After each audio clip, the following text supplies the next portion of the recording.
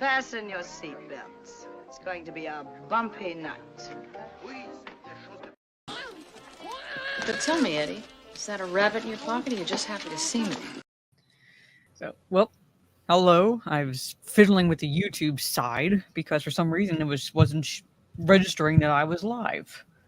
I don't know if it's StreamYard or YouTube or a combination of both. But we are back. I'm gonna be off camera because I had a headache today. So hopefully it'll be like better tomorrow.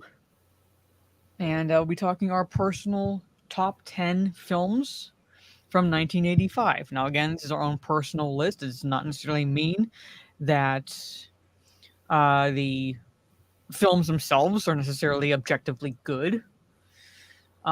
Just subjectively, we find them entertaining or could be purely nostalgia, pretty much. But again, personal lists does not necessarily mean best in the world. But before I say hello to the chat, Stieg, let everybody know where they can find you and all that fun stuff. Well, I think here next week. Yeah. Yeah, that's it. Other than that, nobody's going to find me. Okay. Yeah, well, I don't have anything planned. Well, actually, I think Teresa might be doing some a Conan stream. Basically, Conan awareness, because the comics are selling like hell. The new ones. So I think she wanted to talk about that. Mm-hmm. There are good non-woke comics out there, people. It's just not superhero stuff. So, well, I pretty much just like revisit older movies, things like that, like movies I know that I love, which is why like, whenever I do watch parties, so I'm like I don't pick really anything new necessarily. There are rare instances where there are, I think, like good films released recently, but for the most part, I stick with older stuff.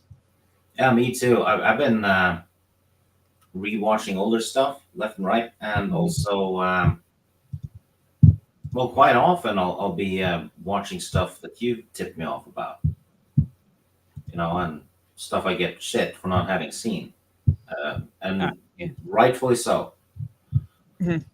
Yeah, not to be to be fair to you, most of the movies I recommend tend to be like movies from like, I mean, when I say older, I mean like older. Yeah, movies. well, most of those I've liked actually, the ones from the 40s and what have you. Mm-hmm.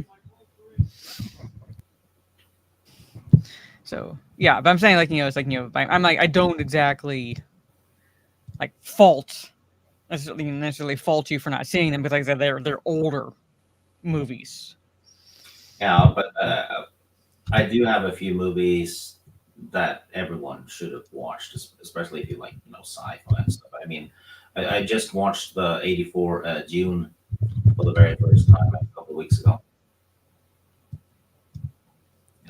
So, but if you haven't seen a movie before, right, it's new content. Doesn't have to be new content, right? well, yeah, and I like you weren't exactly a fan of the 1984. No, I didn't like it that much, to be honest. I thought the worms looked great for its time, but it was it wasn't my cup of tea. I wanted to like it, but I didn't. Well, to be fair, if you don't know the Dune books, it's going to be confusing. Plus, the studio made Lynch cut a huge chunk from like the movie. Like the movie, like there's like a director's cut out there. I've been told that the mini series is the one that does it best. It's okay. The acting is subpar in my opinion, but like it's a mini series, so they are able to focus on like what like the movies generally cut out when you relegate it to only like one film, because the book, just the first Dune book itself, is long. It's so I don't fault Lynch. I'm saying like if the studio hadn't stepped in, I want to see like watch the director's cut to see like what we would have gotten if there hadn't been any studio interference. So it's like as an adaptation wise, story wise, the miniseries is a good adaptation. Me personally, the acting is like I said, it's hit and miss. But that's just my own personal opinion for the 2000 miniseries. The 2021 movie, I haven't seen part 2 yet, but I thought the 2021 movie is overrated. Like if you like it, like more power to you. But people were acting like it was like the second coming of film, and I'm like, no, it's really not. Just because the bar was so low doesn't mean this movie's good. Yeah, I see that happening with a lot of movies now, where it's like being praised left and right, and heck, the Top Gun Maverick was all kinds of awesome, but compared to movies from the 80s, it's a run-of-the-mill 80s movie, right? But I loved Maverick. I think me too. Like story wise, I think it's the most like story driven of the two films. Yeah, but I think it got extra praise because simply everything else is shit. Yeah, I know. That's like so it's like the argument people have when it's like, oh, it made this much at the box office, so it must be good. I'm like, well, Tim Burton's Alice in Wonderland made like what $1 billion or close to $1 billion. Like like made gangbangers at the box office, but the movie itself is subjectively not good. Yeah, or objectively not good. Yeah, and a few movies that flopped at the box office were actually good. I mean, I really like the John Carter movie. I think that movie's downside, that movie's downsides, because I enjoyed. I read the first 5 roughly books of the Mars series, Martian Chronicle series by Edgar Rice Burroughs. So I definitely read the first book, and I think like the biggest mistake the studio made was not calling it John Carter of Mars right off the bat. The people were like coming to like going into this movie like, what the fuck is this movie about? But if you added like of Mars, like, oh, okay, somehow he ends up on Mars. Yeah. Which is how the book how it happens in the book. Yeah. It's and I thought it was well made. The acting was really good. Yeah. But it just flopped. And I see some Gravy D pointed out that Dread flopped as well. Yeah. So it's like but anyway, before I say hello to the chat, I do have to step away from my computer to handle some, whammon business. I'm doing some laundry. So when I get back, I'll say go through the chat, say my hellos, and then we'll get on to our own personal top 10 lists. And first off, I want to highlight this comment. Doesn't necessarily mean that Back to the Future is not on our list, just to make it to the thumbnail, because I kind of choose movies that I'm like, maybe people know, maybe people don't know. I tend to not try to go with the obvious ones as much as possible. I have a prediction today, though. I think we're going to have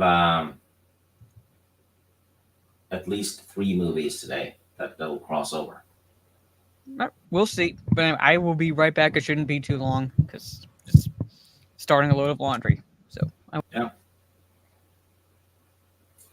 Well, as you can see, Mara's doing what women do, so we can't complain about that. So I guess I'll just take questions or something from the chat while we wait. I don't know how to host the stream, so I just making it up as I go along. So let's see. What I was going to ask what your favorite movies from '85 was, but that would be spoiling, wouldn't it?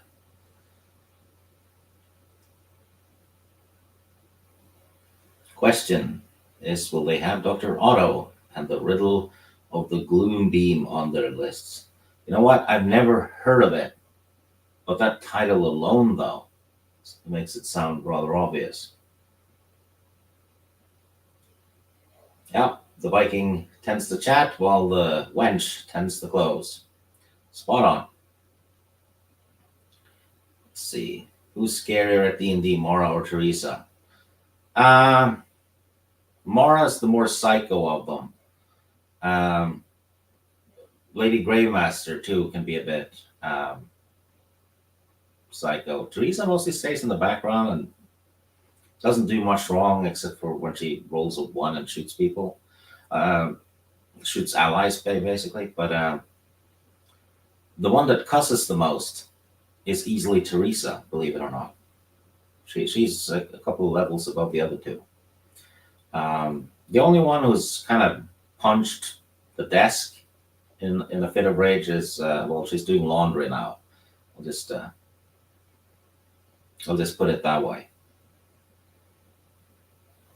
I think the situation was she was in a, they were doing like a thing in a swamp, and this old couple that was kind of like 100 years old were walking towards them slowly, which was their full speed, and they were shooting at Mara, and they kept hitting.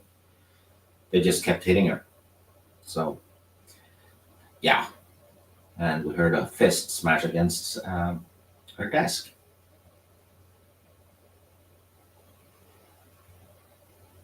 Let's see. I don't get Big Bird. I don't see any Sesame Street or Muppet movies in 85. There was a Sesame Street movie. Yeah, we had Sesame Street later on when I was not watching stuff like that anymore. So Sesame Street is... There was a Sesame Street movie, Abomination, and I watched it when I was a kid, and it's actually on my top 10, which is why it's on the thumbnail, and you'll see when we get to it. But from the top, I see Trey. So I'm ready for another great list. Thank you so much. I have a feeling what Mara's number 1 is. You're probably right. I mean, it is kind of obvious given the year. I don't see, but yeah, so doesn't mean it's not on our list, just not on the thumbnail. I don't have a clue why that's missing. Clue. See, the thing is about Clue, and I'll reiterate this. It's my lungs, Gigawatt. I gotta take some puffs of my inhaler. Clue is a movie based on a board game. Yeah. You know what's ironic? Yeah. They managed to do a board game movie right, but they can't that's what I'm saying. right They of made them do a video game. A board game movie right. Yeah, and they can't do a video game movie right. Well, you know what? Prince of Persia wasn't that bad. No, but most times, basically more often than not, way more often than not, video game adaptations. For some reason, you literally have a blueprint for a story right there, and they somehow fuck it up. Yeah. But they take a board game like Clue, there's really no, no real plot to go off of other than you're trying to figure out who killed Mr. Body, which is it basically. That's the whole premise of the game, to see who did it. To try to figure out who did it based on, the clues and so forth that you gather. And then you come up with your I believe it was this person in this room with this object. That's it. And they fucking did it. Nearly 40 years ago. Yeah. Yet they couldn't figure out Assassin's Creed. Yeah. I think a little bit of the problem might be that a lot of the video games today have a long story. It takes 80 hours to finish them, and then they try to cram that story into a 2-hour movie. So it's kind of a bad idea. Well, I get that, but at the same time, when we're in a era where it's all about franchises, yeah, they could easily franchise the shit out of it. Yeah.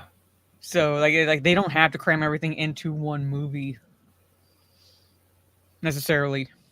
But anyway, or as Soul has said, better as TV shows, miniseries, where you can actually take your time. Halo could have been amazing. Yellow could have been amazing, but no. They fucked that up because they had to go with the Silver Timeline shit, so they didn't have to worry about adapting anything, and even then they couldn't get their own fucking story straight. Sunny and Brave Megatron says, "What's up, you filthy animals? I'll be drawing my animated self while tuning in. Yeah.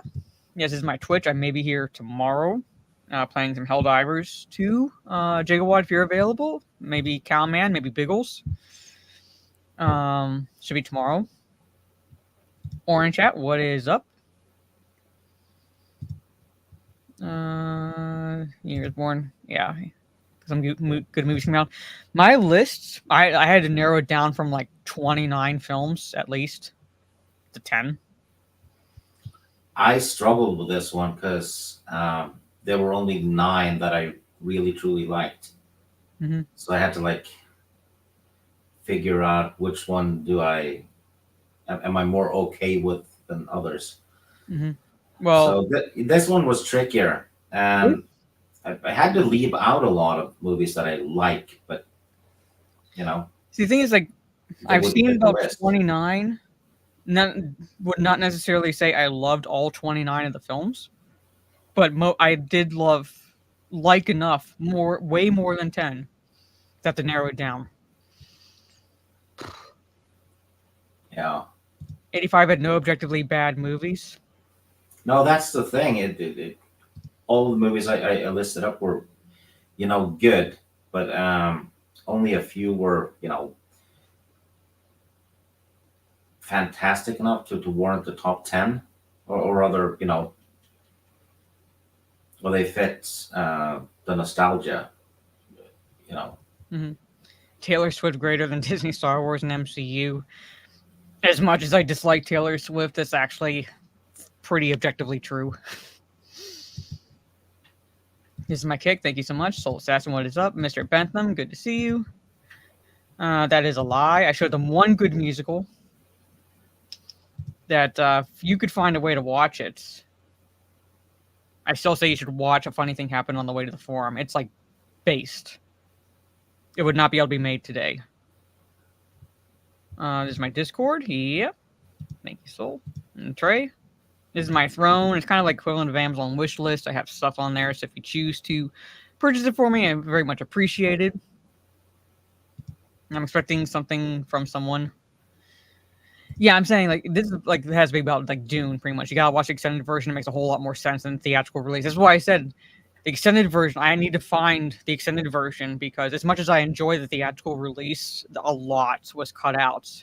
Like so much was cut out, and why there's like some confusion, why things don't make sense, and everything, which I blame the studio primarily for. But yeah, there is an extended version I need to watch. Jaluk, hello. Let's see. Yeah, as far as like the miniseries goes, I'm saying like it's my basically my own personal taste when it comes to like to say that the acting is hit and miss. I'm not saying that necessarily as anything like say it's like because of that like the miniseries sucks. No, I'm just saying the acting is hit and miss. But it doesn't completely remove me from the miniseries. Corey, hello. Let's see. Bradley Scott, hello. Question is, will they have Dr. Otto and the Riddle of the Gloom Beam on their lists? I have no idea what that movie is. It sounds completely awesome, though, doesn't it? Is it an animated movie? Is it a live action? I don't know. I'm asking like Abomination. I've never even heard of it. Zakarot, hello. Okay, here's a question. Did you answer this? Yeah. All right, what was the answer? Because I wasn't here. I said out of the three of you, you're the most psycho. And I said Teresa is easily the one that cusses the most. And Gravy has a little bit of a psycho element to her as well.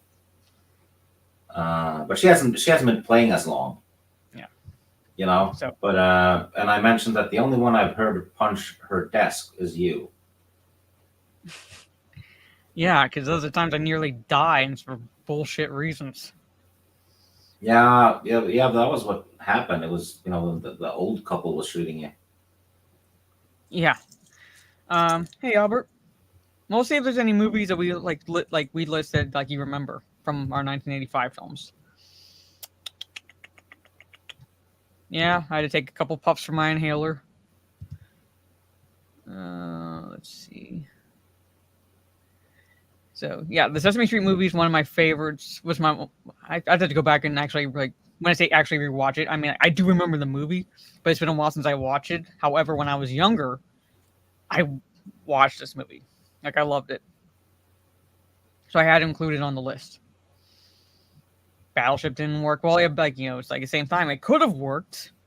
It could have conceivably worked, but they somehow screwed it up. It has trying to think. 3 endings, not 4.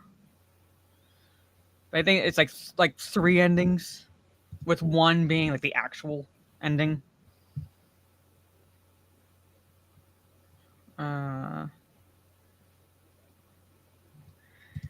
Yeah, like I agree with this. Also, you can still condense the important elements because not every element in the game, especially if it's an open world kind of story,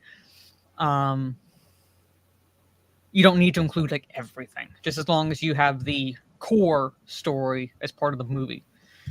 Mortal Kombat, they screwed up. I mean, 1995 movie is objectively not good, but I think subjectively they did a hell of a lot fucking better job than the 2021 movie.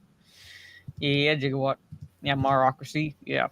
And for subs, shooting Cowman before the evac chopper lands. Susan Ronan, hello. So, Ms. Mari Muses, hello. Good to see you. We'll be taking Sunday off because it's Easter, and then back to possibly, I think, just us two for April 7th. Live action. Okay, you'll recognize at least one of the characters. Okay, I got a Dr. Otto and the Riddle of the Gloom Beam. I gotta look that movie up. Well, I gotta Riddle of the Gloom Beam. No, I didn't diss it. I'm saying it's objectively, you have to admit, it's objectively not that good. But subjectively, I love the hell out of it. And subjectively, they did a lot better job than 2021 movie did. All right? It's not like you can't say objectively that it's a great film or anything, but it's I would it's okay, it's decent, but guilty pleasure movie. Yeah, I love it. For multiple reasons. I mean, Christopher Lambert as Raiden. It's like appropriately cheesy in some scenes. Yeah.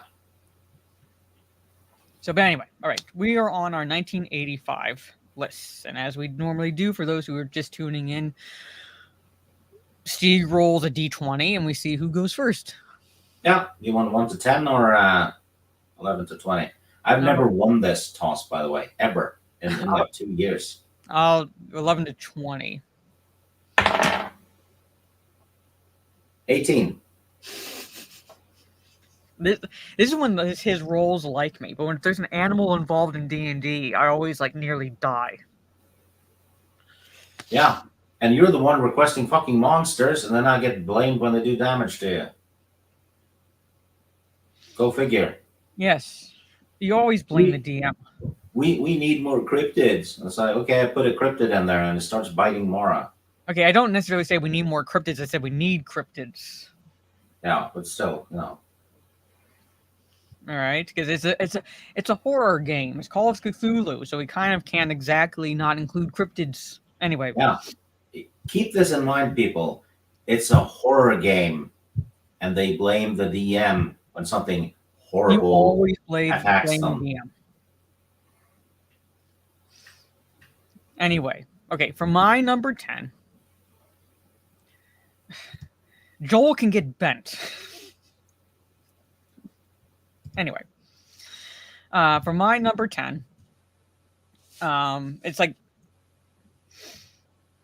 a fantasy movie. A fantasy movie I enjoy. It touches on good versus evil, light and dark, literally. from the mid 1980s, pre Top Gun, Tom Cruise, and that is the movie Legend. And ironically, my list includes 2 Tim Curry movies, and one of the movies is Legend because Tim Curry plays the Lord of Darkness. Guess what? I've never seen it.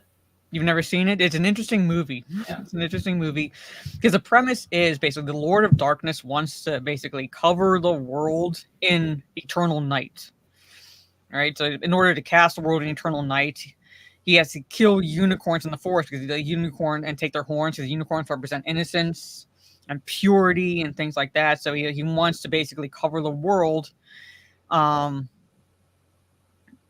doing so, pretty much. So and Tom Cruise plays the character Jack, who's basically also a pure being because he's able to speak to the animals, and he teaches this character Lily, Princess Lily, to do so as well. And so Lord of Darkness, I think at one point captures Lily, things like that. But it's very much fantasy, like basically fantasy movie because you have dwarves, you have forest elves, unicorns, and the like. Basically trying to defeat the Lord of Darkness, keep him from covering the world in night, and like basically it also kind of like teaches a lesson in a sense where it's like both darkness and light are important sort of situation. Like there's balance. So Right, it's a little bit like Willow, where the A little bit. Queen A little wants bit. I would say a little bit like Willow. So, but here's here's a full movie. All right. Tim Curry's a legend, yeah. Return of the Living Dead. I'd seen Return of the Living Dead. It did not make my list, but I've seen that, and I enjoy it. Legend, well, yeah, was directed by Ridley Scott, and I don't know what's happened to Ridley Scott in especially recent years in terms of any. I like The Counselor. Have you seen that one? No. That one wasn't bad. And I actually liked the 2 new Alien prequels, Prometheus but I wasn't expecting Alien 1 or Aliens. I was just because he said it would just be movies set in the same universe, So I was I didn't hate those movies, and holy shit, was Prometheus good in the cinema. I'd have to go back and watch Prometheus. I remember not being wild about it, like not like hating it, but not being wild about it either. It had an identity problem. It tried to be philosophical, horror and whatever at the same time. So it kind of just half succeeded with. Yeah. But the horror aspect is basically there's something up there that wants to kill us. Mm-hmm. Which should scare the shit out of people, but it's probably not that scary in the movie. It's more scary if you're sitting down and thinking about it, right? Mm-hmm. But anyway, I don't want to go into like too much detail with the movie Legend, especially if people haven't seen it, because it's one of those movies where it's like kind of like like I guess like Willow in a way, where it has these fantasy elements, and when you have Tim Curry as the Lord of Darkness, he actually does a really good job in my opinion. And Tom Cruise basically pre-stardom, I would say, because I don't think he really became like a full-fledged star until Top Gun. Yeah. But it's basically it's not too much. It's not like that long before he became a star, but it's still like Tom Cruise, Tim Curry, Mia Sara, Billy Barty, who's you would recognize him. Like he's like a little person. He's like in a lot of '80s films. Yeah, plays the dwarf wizard in Willow. Yeah, so like you Aldwin. Yeah, you would recognize him pretty much. Yeah. Like he's my first movie that I remember seeing Billy Barty in was actually an adaptation of Rumpelstiltskin. He was actually Billy Barty had a lot of presence. Yes. So he actually did well as Rumpelstiltskin, but it's like it's like the movie itself is decent. It's okay, like an adaptation. Like Billy Barty's what basically his performance is what made the film. Like if you didn't believe him, like not just size wise, but personality wise, as Rumpelstiltskin, it wouldn't have worked. Yeah. But that's like my number 10, the movie Legend. So if you have not seen it, I recommend watching at least once. Checking it out. It's a decent mid '80s fantasy film.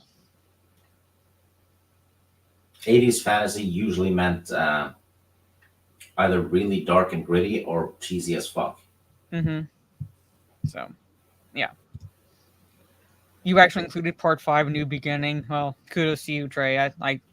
It was on my list, but not my top 10 list of movies I had seen from 1985. That's cool, Greg.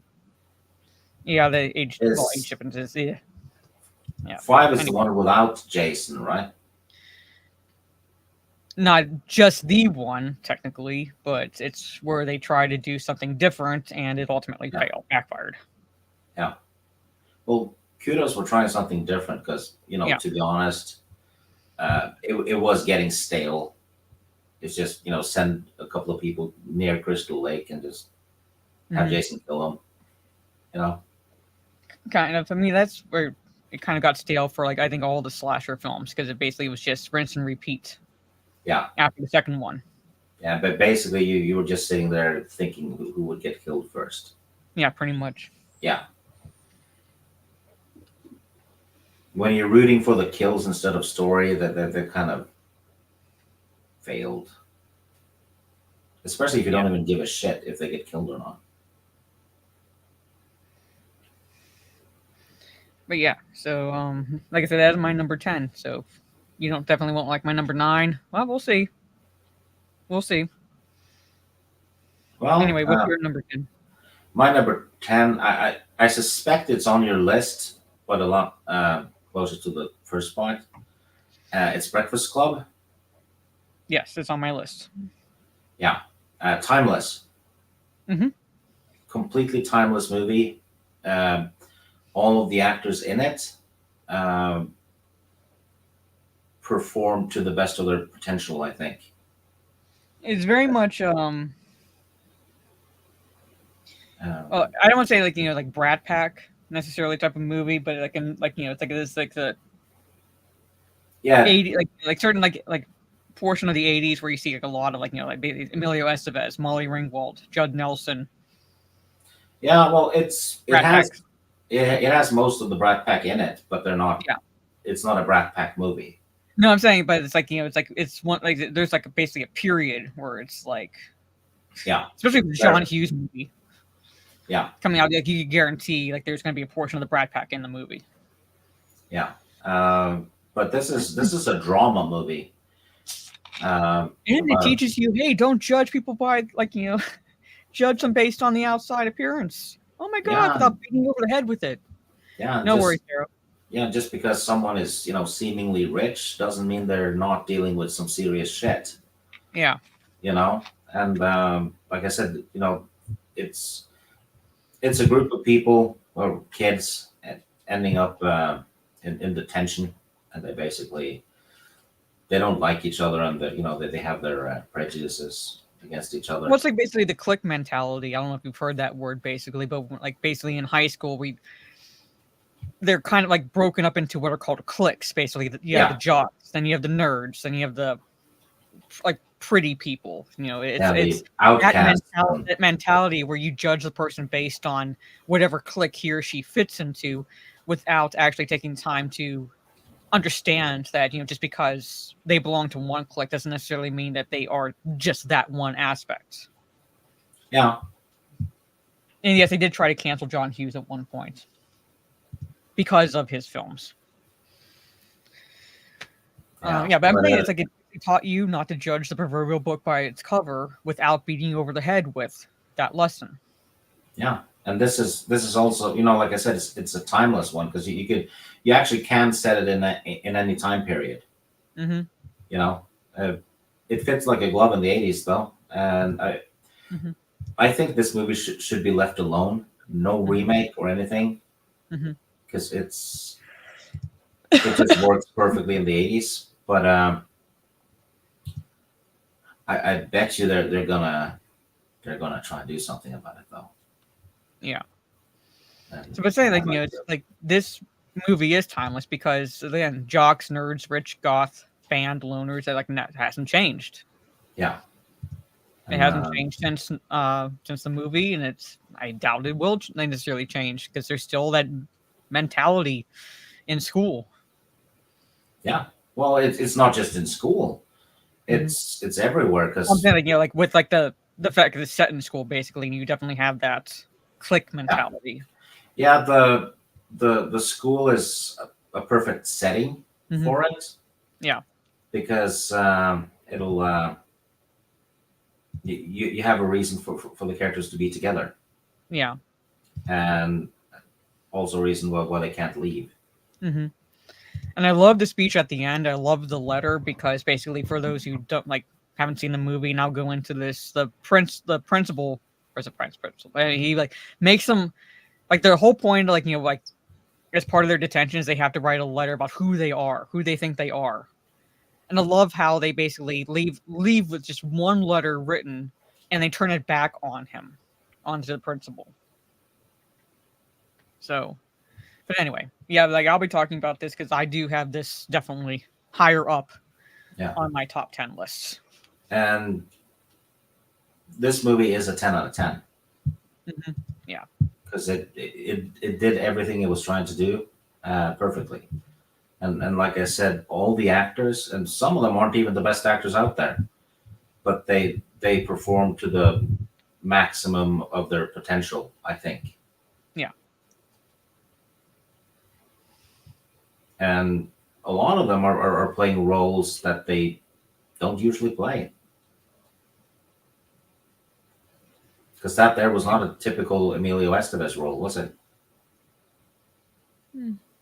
Yeah, I wouldn't exactly say typical. Definitely wasn't a typical Ali Sheedy role.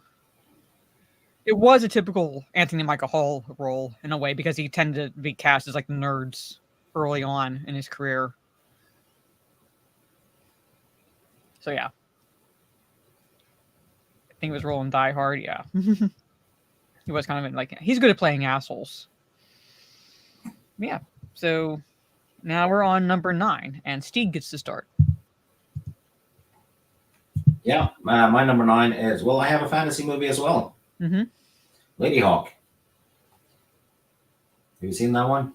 No, Really? nope. I've not seen it. It's not sounding familiar to me. It's starring Rutger Hauer, Michelle Pfeiffer, and Matthew Broderick. So Matthew Broderick plays a thief who runs into a couple. One of them is a warrior lord named Navarre, I think it is, played by Rutger Hauer, and he has a hawk with him, and every night that hawk turns into Michelle Pfeiffer, while Rutger Hauer turns into a wolf, so they can't see each other. They're a couple, and they've been cursed. So they have to figure out how to fix it. It's got Alfred Molina in it too as a bounty hunter. I'm surprised you haven't seen this one. Actually, really surprised. It's not ringing any bell. For all I know, is like I did see it like years ago, just never really stuck.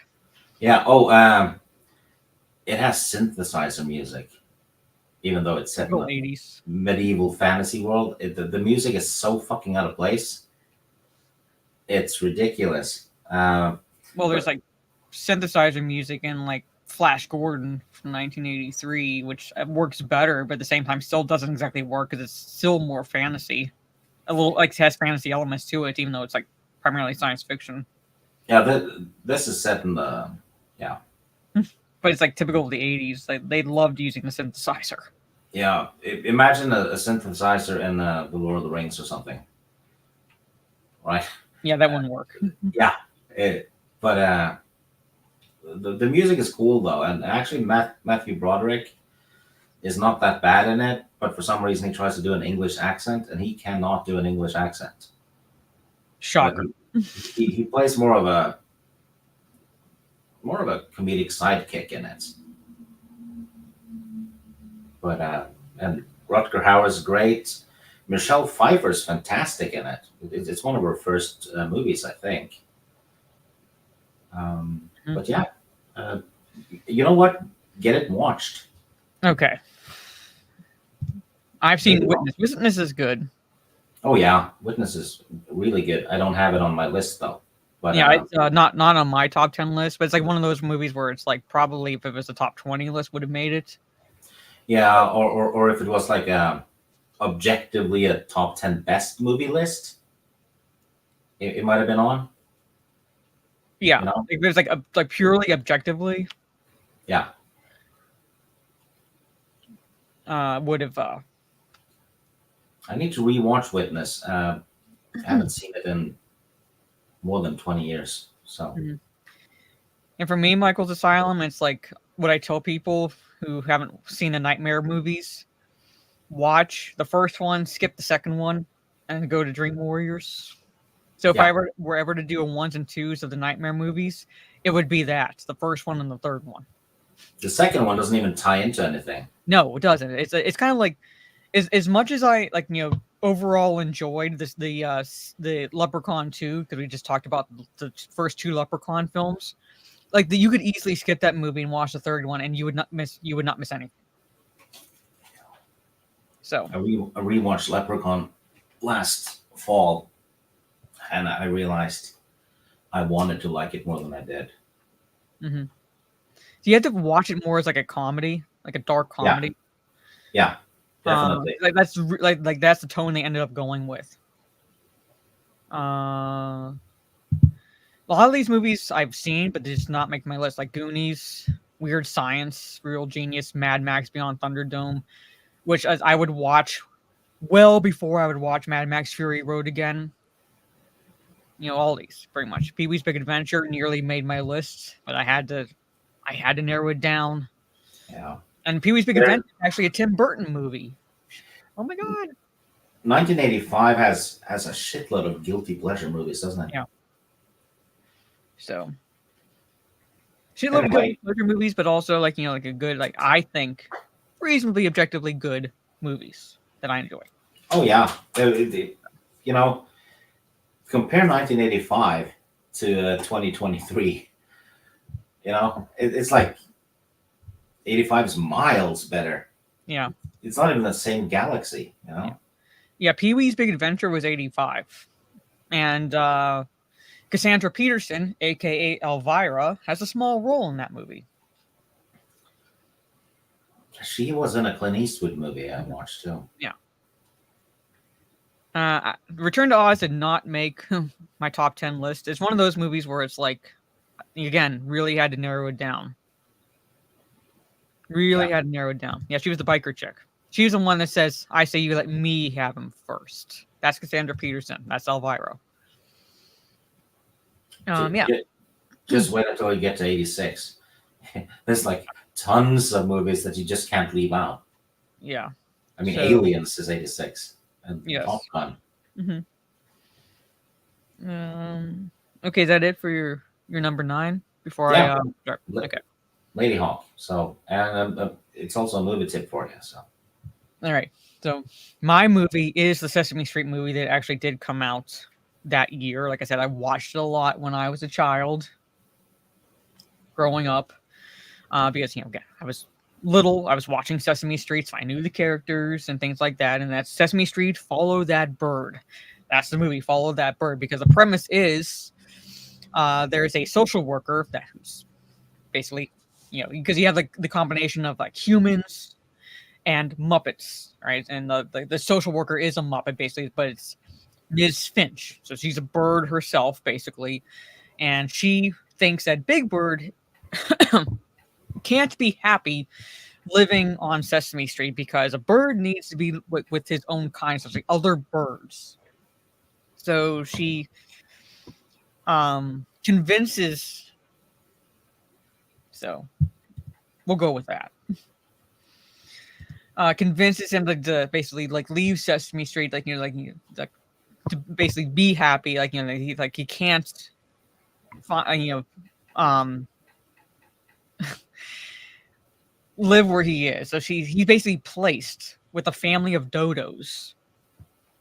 Right, placed the family of dodos, and quickly realizes that one, he's obviously he's not happy, and two, that these dodos pretty much have a rather racist opinion of like non-birds, pretty much, in a sense, because they like anything that's not a bird, if it's human or whatever, they have like basically a strong opinion of it, and that would include Big Bird, like if I remember correctly, Big Bird's friend Snuffleupagus, who watches over Big Bird's nest while Big Bird is away. So Big Bird essentially runs away from the dodo family to go back to Sesame Street, and that's basically the premise of the movie. You're following that bird because Ms. Finch is trying to find him to return him to the dodo family. The people who live on Sesame Street, the humans and so forth, hearing that he's run away from the dodo family, have left Sesame Street to go find him. Big Bird ends up with these two con men played by Joe Flaherty and Dave Thomas, who are running this, like, you know, basically pseudo circus of sorts. Circus is not exactly the right word, pretty much, but like they're two con men, and like Big Bird runs into them. It's basically like just following Big Bird. He's trying to get back to his family on Sesame Street. Because it like basically teaches racism is bad without preaching. It teaches you that family doesn't necessarily mean blood, and so forth. I think it is worth watching. Right, at least once. Like I said, he's kind of like with Breakfast Club, basically. Like there's a lesson. There's like a lesson or lessons in this movie without beating you over the head with them. Like you can grasp the lessons that the movie is teaching you without feeling like you're like, you know, coming out like bruised and bloody after it. Yeah, you know, Breakfast Club is it kind of just gives you the ingredients to think for yourself. Yeah. Which is definitely a lost art, isn't it? Yes. So I'm interested to hear your opinion, Trey, like, you know, or anybody's opinion who hasn't watched it. Pretty much, I think it's worth at least one watch. You know, I watched it a lot when I was a kid. You know, it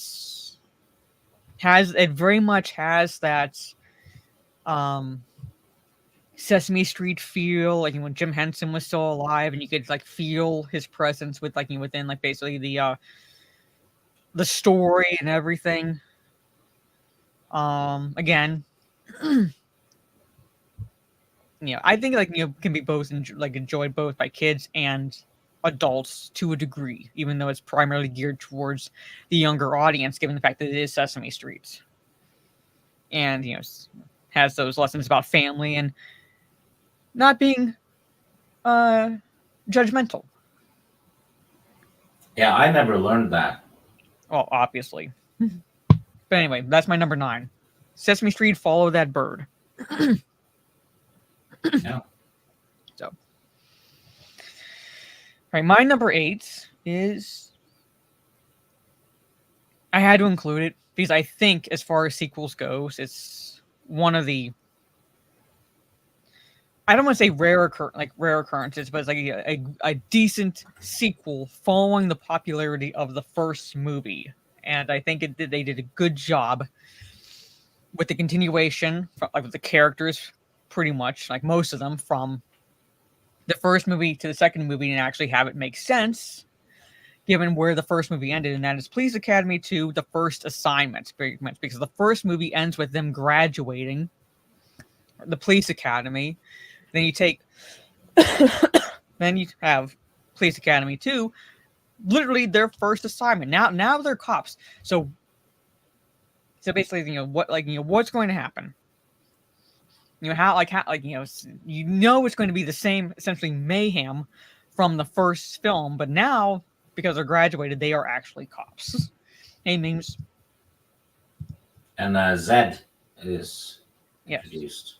Is Zed and Sweet Chuck are both introduced, because in the third one they join the police academy, but in the second one is when their characters are introduced, and Zed is a criminal And Sweet Chuck is like basically he's a shop owner. So like one of those like shops where it's like lamps, lights, and so forth. Yeah. So, and like I said, I had to include it because like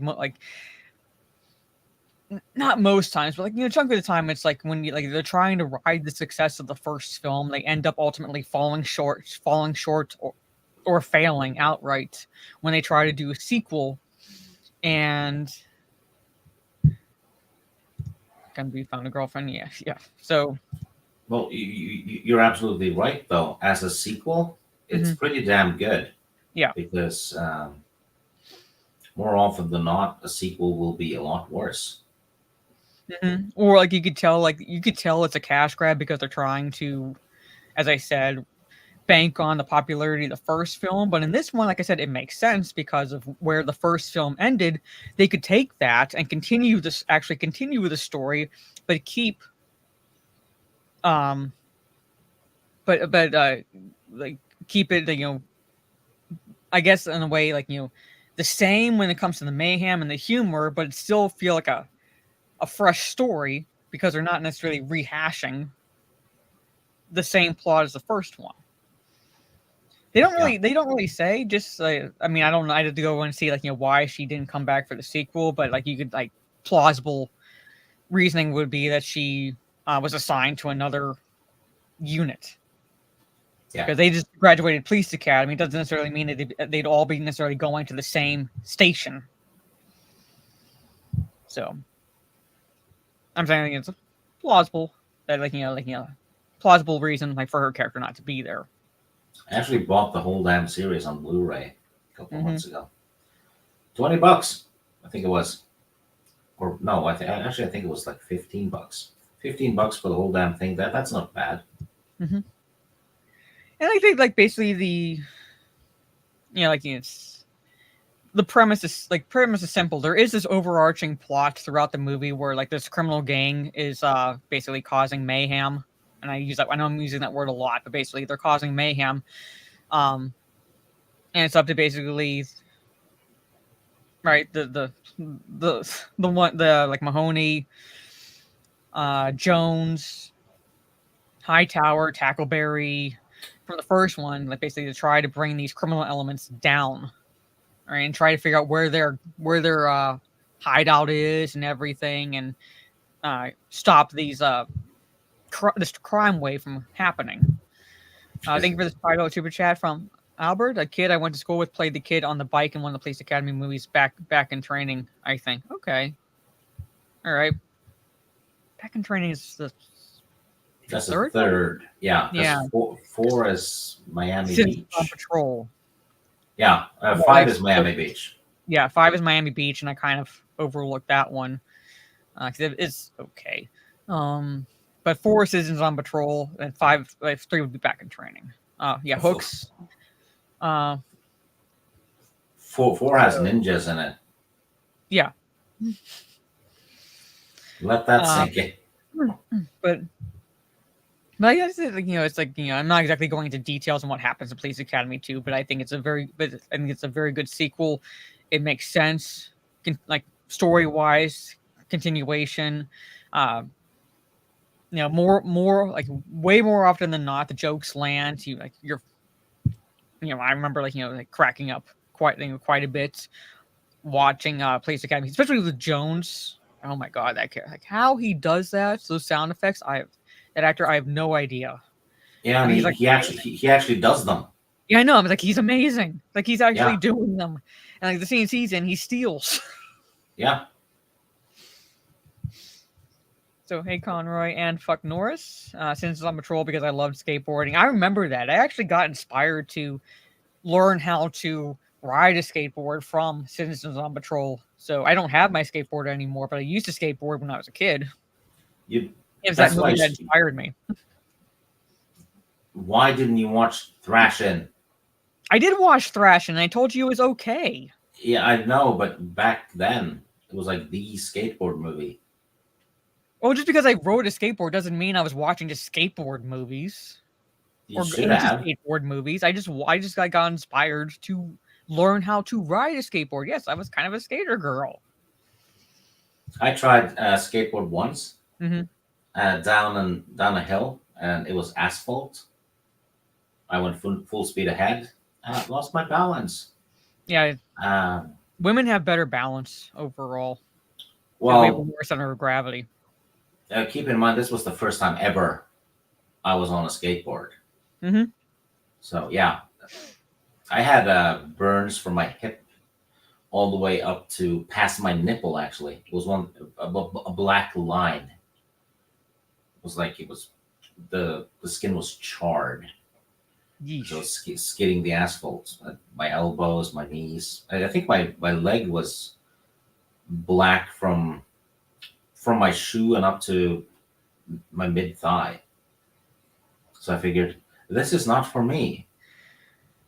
No, I just got back on the board again and just practiced. Because Yeah. my street was like not all downhill, but it's like not level. Yeah. So I Well, just learned. I did it when I was visiting my grandparents who lived near Oslo. So I had no way of doing skateboard stuff where I lived because I lived in the countryside, Mhm. and it was gravel roads and stuff. Well, that like yeah, you don't ride a skateboard on Yeah. gravel roads. Okay. But yeah, let's my number 8, Police Academy 2, The First Assignment, and now I kind of want to go back and watch that movie again. Yeah. Well, I'm supposed to do my number 8 then, I guess. Yes. My number 8 is a western, and apparently the highest grossing western in the 80s. I did not know that. I figured it was a couple of others would have made more money, but it's Pale Rider with Clint Eastwood. He's Mm. playing a character referred to as Preacher, so he's playing a man with no name again.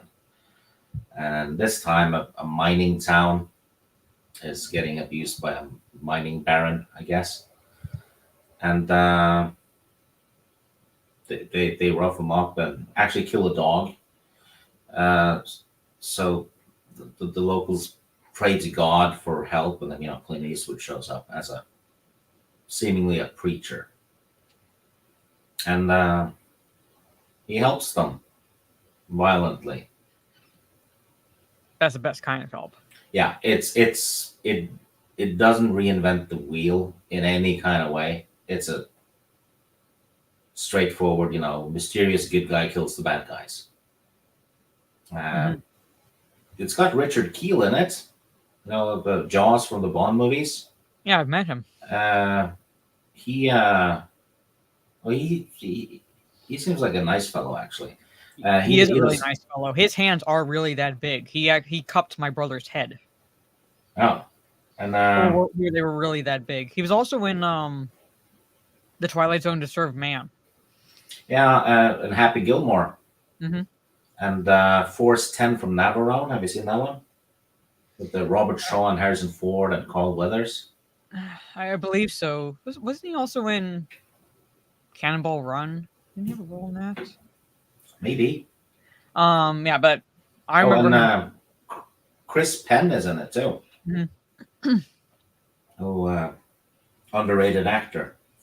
But yeah, it's a western, Pale Rider. If you just want to relax and watch a movie on a Friday night or something, you could do worse than this, assuming you like westerns. But like I said, this is not Clint Eastwood's best movie. Like, But I wouldn't say the genre is necessarily one of my favorites, but there are westerns I absolutely love, like the original Magnificent Seven, High Noon, Shane. yeah. So Yeah, Soul Cannonball Run Assassin too. says Okay, I it's knew you like Cannonball Run movies. Thank you, Yes. Carol. Soul Assassin says it's a supernatural western. He's not far off because there is a supernatural element maybe to Clint Eastwood in this. Mhm. But yeah, like I said, it doesn't reinvent the wheel or anything. It's just I watched it a lot because I had it on VHS. Actually, my friend had it on VHS and I kept borrowing it. That was what it was. Yeah, Gigawatt asked, would it be considered supernatural? I'd say a little bit. I don't know. I wouldn't say you're wrong if you would claim that, though. Anyway, Pale Rider. That's my number 8. All right. Now we're on to 7. yes. Yeah, it's my turn again. A View to a Kill. The last Bond movie with with Roger Moore, who was actually 58 in it, and he didn't want to play Bond anymore because he was like getting close to, the Bond girls were kind of close to being his granddaughter in age, so he was a bit embarrassed by it. This is by no means the best Bond movie ever made, but it's a lot of fun, and it has a great Bond song by Duran Duran. In my opinion, one of the best Bond songs. Dolph Lundgren makes his on-screen appearance in this one. Mm-hmm. He's like in it for a couple of minutes playing the bodyguard. Grace Jones is in it playing a henchwoman, which is why Dolph Lundgren is in it, because he was her boy toy at the time. What else? Alison Doody from Indiana Jones 3 is in it.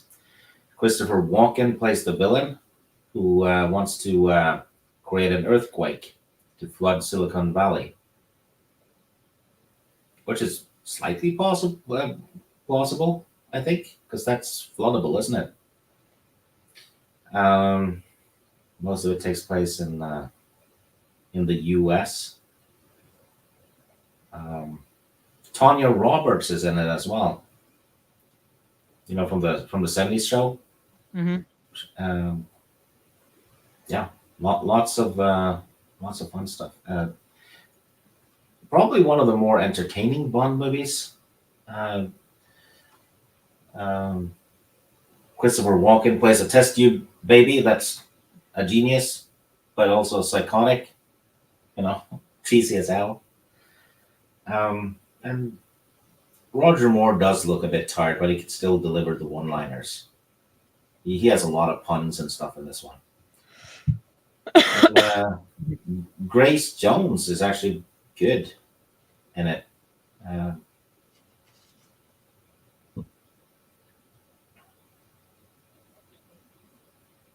Anyway, a James Bond movie. All right. Well, I never really got into the Roger Moore ones, so they're more, they're cheesy and fun. Yeah. But Roger Moore, whenever he shifts to, when Bond really means business, right? Mm-hmm. He's great.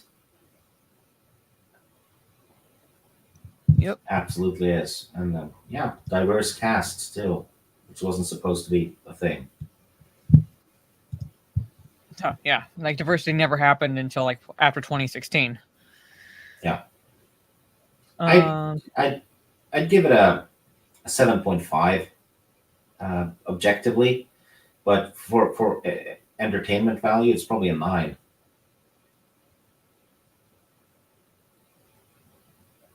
Oh yeah, I'm saying like it doesn't necessarily mean like these movies have to be like objectively like phenomenal. Yeah, and I watched a lot of Bond movies when I was a kid. I was obsessed with them. So whenever there's like a pre-90s Bond movie, it's bound to be on my list somewhere. So, yeah. But like I said, I never really got into watching the Roger Moore ones necessarily. He was kind of like every second movie was really good. Mm-hmm. Kind of. I'd say watch For Your Eyes Only. That one's probably the best written one. All right. You get to see the Bond lady lose her shit and laugh her ass off too. Breaks character when they're driving the little car thing. Just laughing her ass off Okay. in the car. Yeah.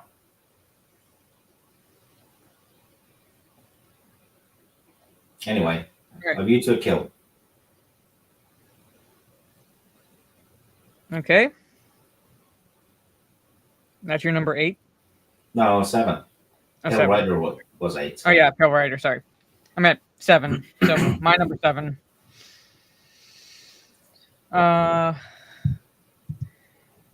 Basically is Rambo First Blood Part 2. Oh, that's on my list too, but Yeah. a bit lower. So I didn't think you'd have that on your list, to be honest. well, I think like again for a sequel, I like it. Yeah. Basically, it's basically where I think Rambo as a character is really born. I have the video game. I'm not shitting you. I have a Rambo 2 video game, an original. Mhm. And it's fun. It's like a top view thing. You're walking around and killing people, shooting.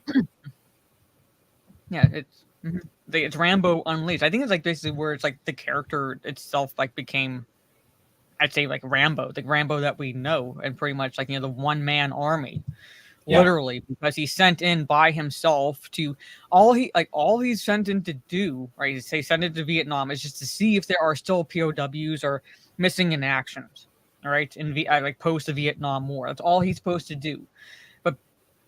Pure Rambo fashion. Like he's like, there's no way he's just going to observe and not do anything that he can to help rescue these POWs, which Yeah. he's defying orders. It's like he's in exchange for a pardon 3 years after the events of the first movie, roughly. So he's risking a pardon, basically to say "fuck you" to the government. I'm not just going to leave these men here. And I think this is where Rambo is born.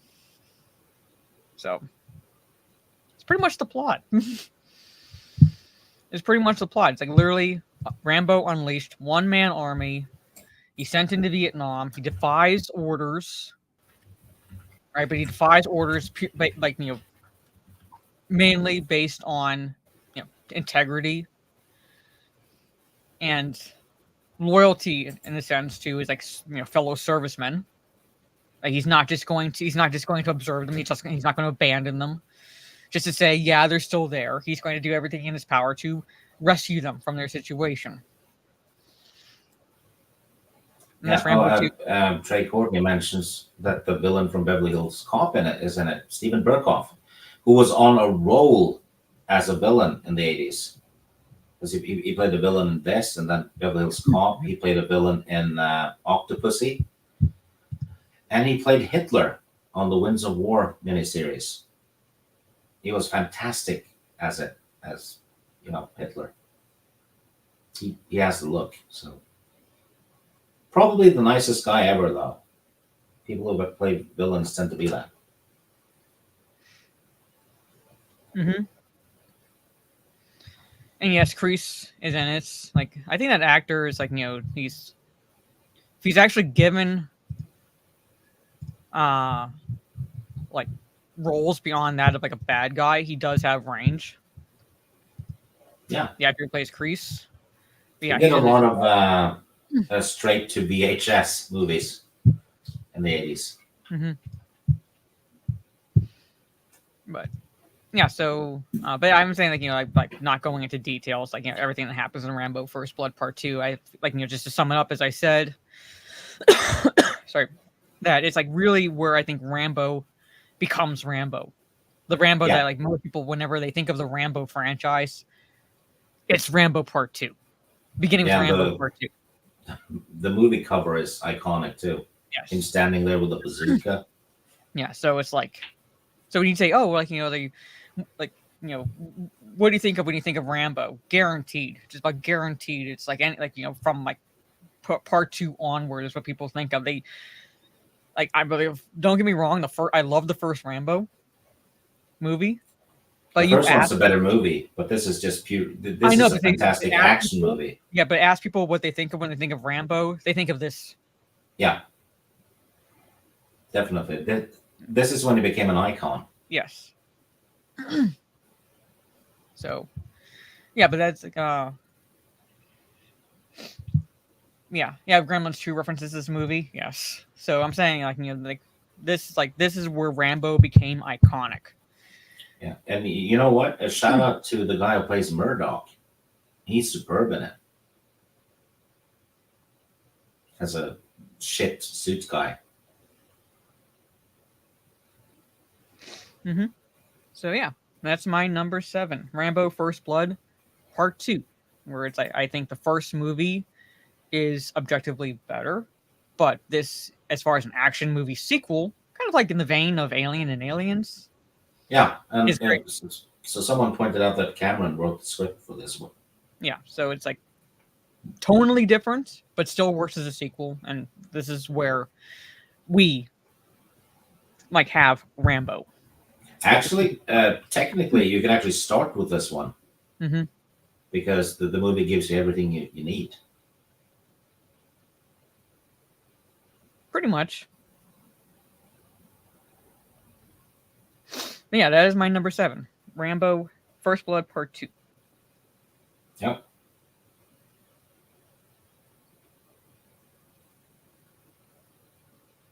Well, you're supposed to do 6. Okay, yeah, so I'm like just looking down my list. All right, number 6 is a horror movie. It's really the only it's one of the only 2 horror movies I have on my list. The movie version is better than the novella. Oh, I know what it is. Almost put it on my list too. What is it? Silver Bullet. Yeah. Yeah. So, I good. It's like the film adaptation, I believe, is better than the novella. Werewolf design is actually pretty damn good. Plot itself is relatively simple, where there's like killings going on. Trying to figure out who it is. Corey Haim plays a wheelchair bound character, and ironically is motorized wheelchair that's given to him by his uncle, played by Gary Busey. Oh, so it's almost like a modern day D&D game. In a sense. Yeah, because they have wheelchairs all over the place now. So the book is really, I think, story wise, it's a better story, because the novella is pretty much like, oh, this is what happened this month. This is what happened this month. This is what happened this month. It's like very short. It's like very short, doesn't really go into necessarily detail, but like basically the movie keeps makes it like a true, I think, horror story. You know what's kind of sad though? Mm-hmm. That Gary Busey has turned into kind of, people treat him as a joke. The guy is actually a great actor. Mm-hmm.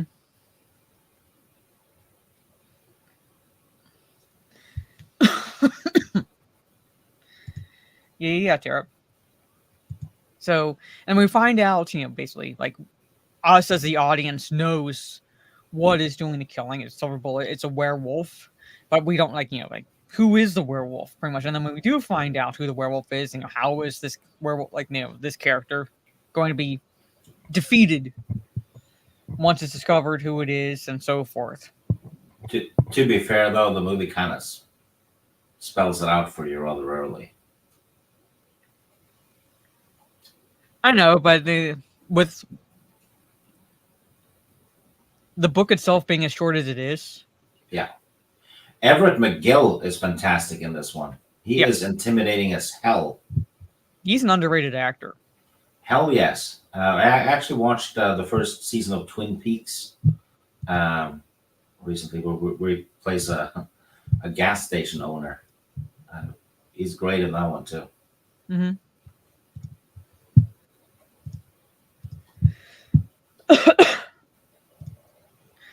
Busey's embedded more for some antagonist action roles in Under Siege and Predator 2.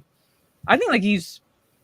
Didn't he win an Oscar for the Buddy Holly movie? I don't know. I'd have to look that up. I think maybe he did. I think he's versatile. He's a very versatile actor, but people primarily, when they think of Gary Busey, they think of his more villain roles is more like eccentric type roles. Yeah. I mean, he nails it in Predator 2 as well. yeah. So and he's Lethal Weapon. So I'm saying like he's pretty damn versatile. But like like, it's like he has range. But like again, people like primarily when they think of him, think of like whatever villains he played or whatever eccentric characters he played because he kind of had that personality to him. Plus, after he had his motorcycle accident, he got more eccentric in real life, and people started, turning him into a bit of a meme or something, right? Mm-hmm. Which is kind of it's not good because like I said, he's actually a great actor. Mm-hmm. So hold on, I gotta respond to this text.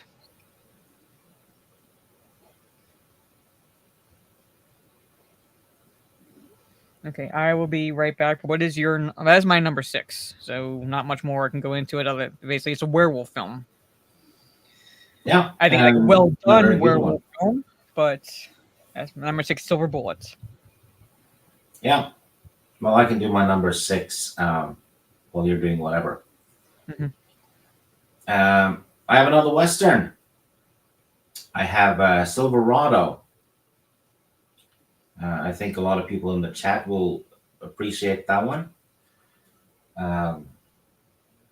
Almost like it has the feel of a buddy cop action comedy rather than a classic Western. I'm not sure if people in the chat will agree with that one. Almost like a Lethal Weapon vibe to it, but with more characters. Superb cast, a really good soundtrack, and it looks like the actors had a hell of a lot of fun in it. I mean, Kevin Kline is great, and actually an actor you wouldn't think would be in a Western, right? Because he's more like serious in a way. Scott Glenn is great in it. Kevin Costner's fun. I wouldn't say Kevin Costner's great in it, but he's fun. John Cleese as a sheriff. You probably wouldn't see that one coming. There he is. Danny Glover. Brian James, who tended to be in most stuff in the 80s. He's in it. So a small part. Brian Dennehy as the villain. Jeff Goldblum.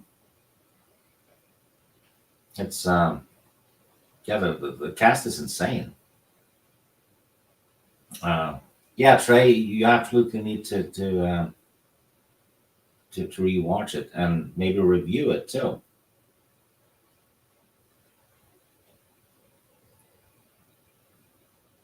Let's see. Lawrence Madden directed. That's the thing where I kind of fall short quite often. I don't look at the director. I just watch the movie and go, yeah, is it fun or not?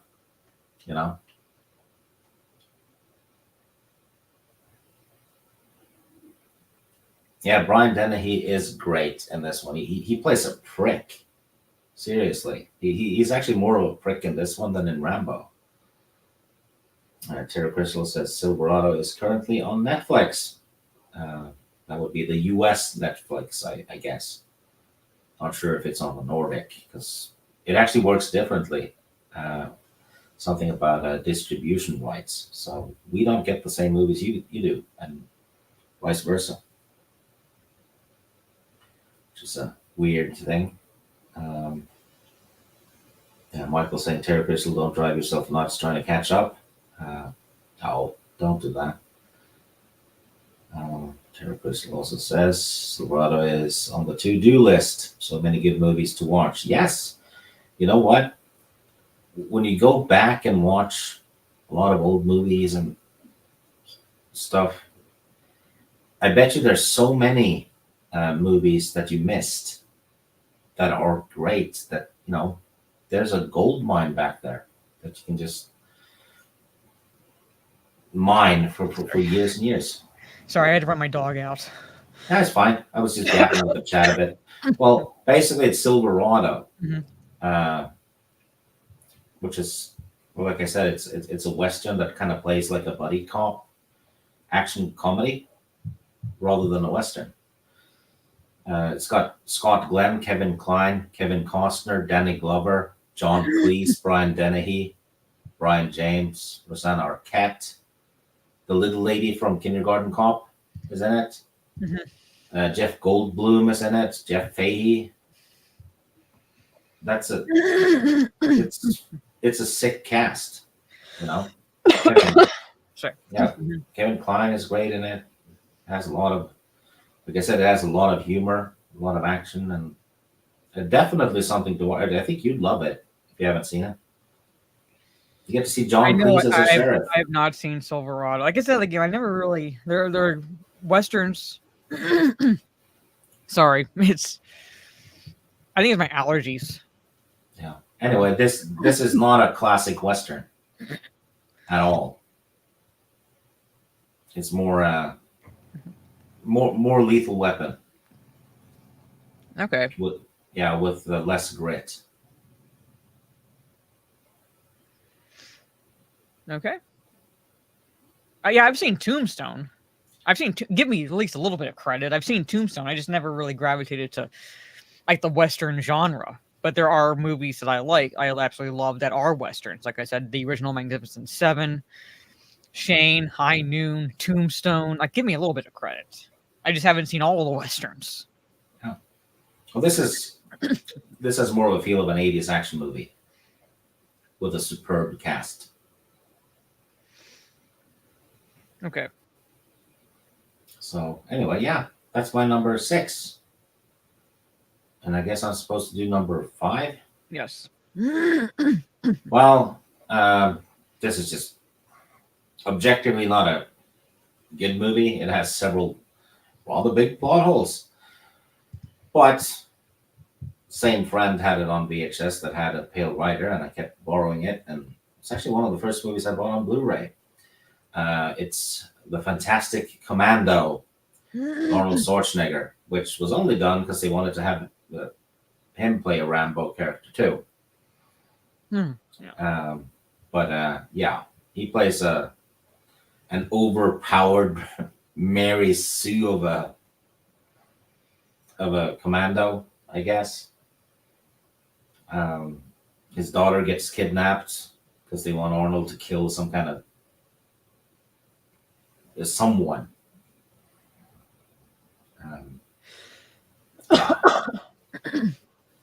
Sorry, chat. Pretty thin. Stuffed with one-liners and fun kills.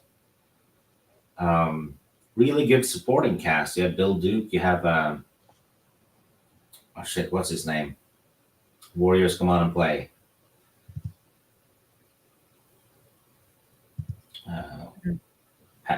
What's his name? Patrick. Hang on, I'll look it up.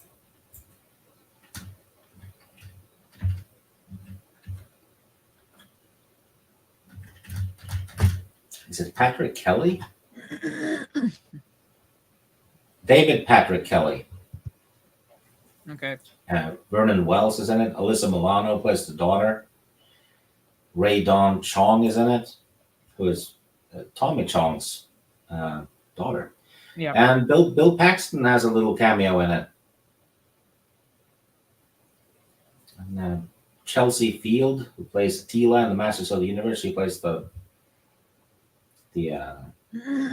stewardess on the plane.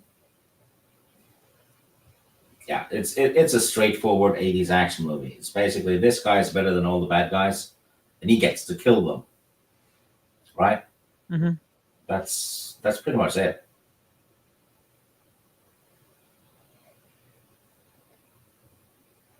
Yeah, it's generally eating breakfast. Yeah. Yeah. I know I've seen Commando did not make my lists. Like, Again, like Oh, been like a top 20 would have made my list, but I had to really narrow yeah. it down. Like, okay, if this movie's on, would I sit down to watch it? It's so bad it's good. It's just pure entertainment, but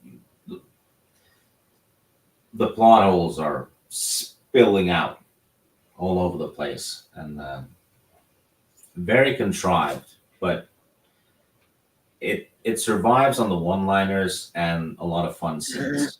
You know, Yeah.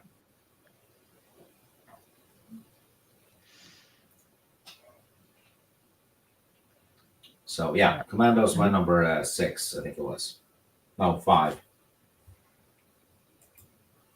Yeah, it was All right. 5. Couldn't leave it out. Simple as that. All right.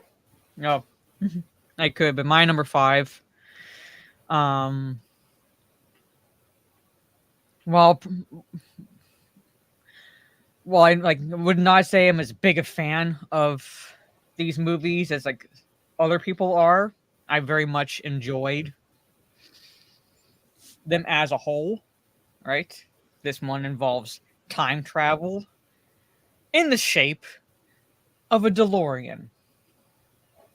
You mean Yeah. you've built a time machine out of a DeLorean? Back to the Future. Yeah, it's on my list too. So I was right. We had at least 3. All right. Basically, Michael J. Fox plays Marty McFly, who's a few movies beat it. All right. But it plays Marty McFly, he's accused of being a slacker by the principal, and that character loves to drop that word a lot. And Right. that actor's amazing. He's Yeah. awesome in Masters of the Universe too. Have you ever seen that one? Well, years and years ago. Yeah. But like he basically plays the principal accuses Marty McFly of being a slacker, but it's like not so much that McFly is a slacker necessarily, is that he generally gravitates to what his interests are, and his interests are he wants music. All right, he wants his band to be like basically become famous. Why not time travel and style? Yeah, because of this movie. And Huey Lewis actually has a cameo in this film.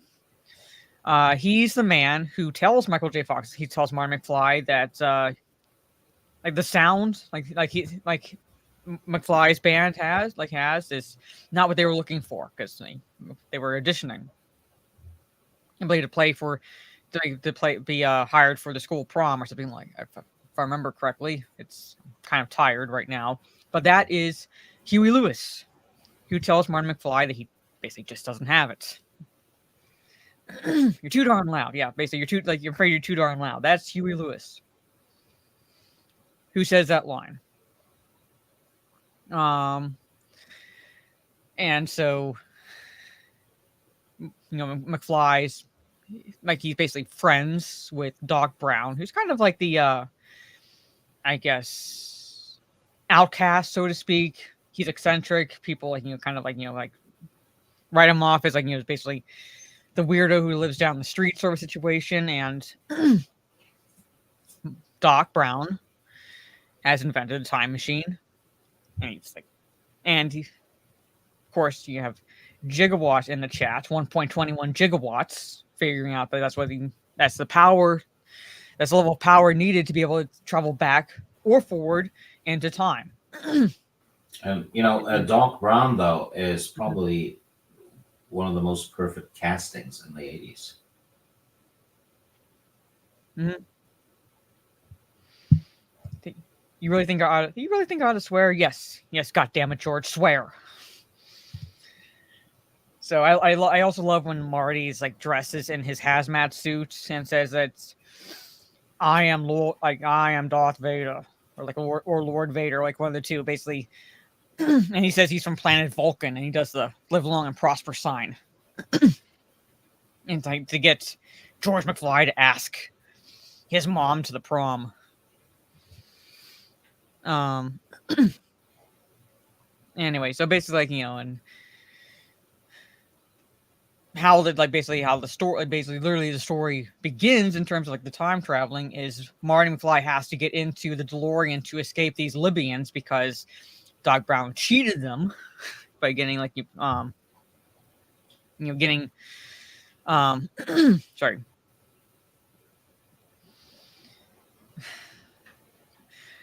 by basically not paying, like basically providing them with like what they thought was like basically military grade weaponry and technology, but was used pinball machine parts. So basically that pissed them off. So they come like targeting Doc Brown, which killing him, which forces Marty into the time machine, and Marty ends up going back into time inadvertently because he ends up hitting 88 miles an hour. Ends up going back and kind of screwing things up timeline wise by like inadvertently interfering with events that like played out in terms of his parents' meeting back to 1955. Yeah, this is also basically it's not just stealing the plutonium; it's like he basically ripped them off in a trade. Pretty much. This is also another movie from '85 that should forever be left alone. Yeah. So, and Marty says a peeping Tom. Yeah. So basically, like Marty basically inadvertently screws up the timeline of his parents' meeting, and thus he has to fix everything. And to do that and get back to the future, hence the title of the movie, he has to find the past Doc Brown and convince him not only that he's from the future, but that like he, by doing so, by saying like this is how you invented the flux capacitor sort of situation, and then fixing the timeline, because if he doesn't, and he has a picture of him and his two siblings, his brother and sister, and until he fixes everything, all right, if nothing plays out as it's supposed to play out, if his parents don't get together, he and his siblings cease to exist. Because his parents have to kiss at the prom, pretty much. Like that's pretty much the whole, like the premise of the movie is to fix what he accidentally screwed up. Yeah, it's a goddamn peeping Tom. Like he's finding. I love how he's finding these things out, where it's like he knows a story where like his mom's father hit his his George McFly, but then like not realizing this because George McFly was spying on his mother like with like binoculars, and that's why he ended up getting hit by a car because he fell out of the tree into the street. So he's like, I like how he's finding these things out about his parents. But yeah, basically, I like Back to the Future. So I love it because I think it does time travel right. Yeah, or good enough. Yes, and does it in a good comedic fashion. Yeah. It's actually Better a danger very kid. Yeah, like when he sees his uncle, who's like notoriously in and out of prison. He's like, better get used to those bars, kid. Give me a tab. Tab can't give you a tab unless you order something. And give me a Pepsi free. If you want a Pepsi Pal, you gotta pay for it. Give me something without any sugar.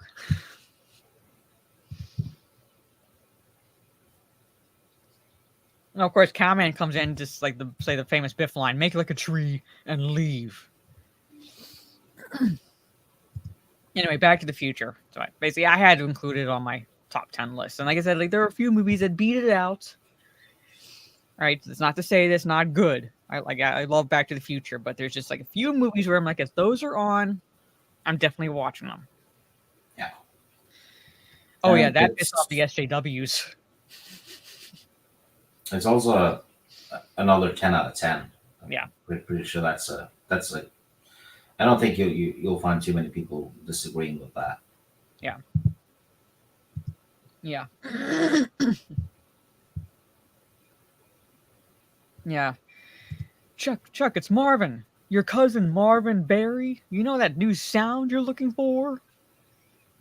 So, and I like kind of started, not to the point where they tried canceling the movie, but it did piss off some SJWs because like, yeah, it's like, oh oh my god, a black man got inspired by a white. Like it's comedic. Like it never fucking happens. Right? It's just basically comedic approach to it. Yeah. Because Marty McFly sings "Johnny Be Good," and that's a Chuck Berry song. Like that song. It's kind of ironic. They're upset that a black man got inspired by a white guy. Yeah. But they're perfectly fine with the black guy playing a white guy.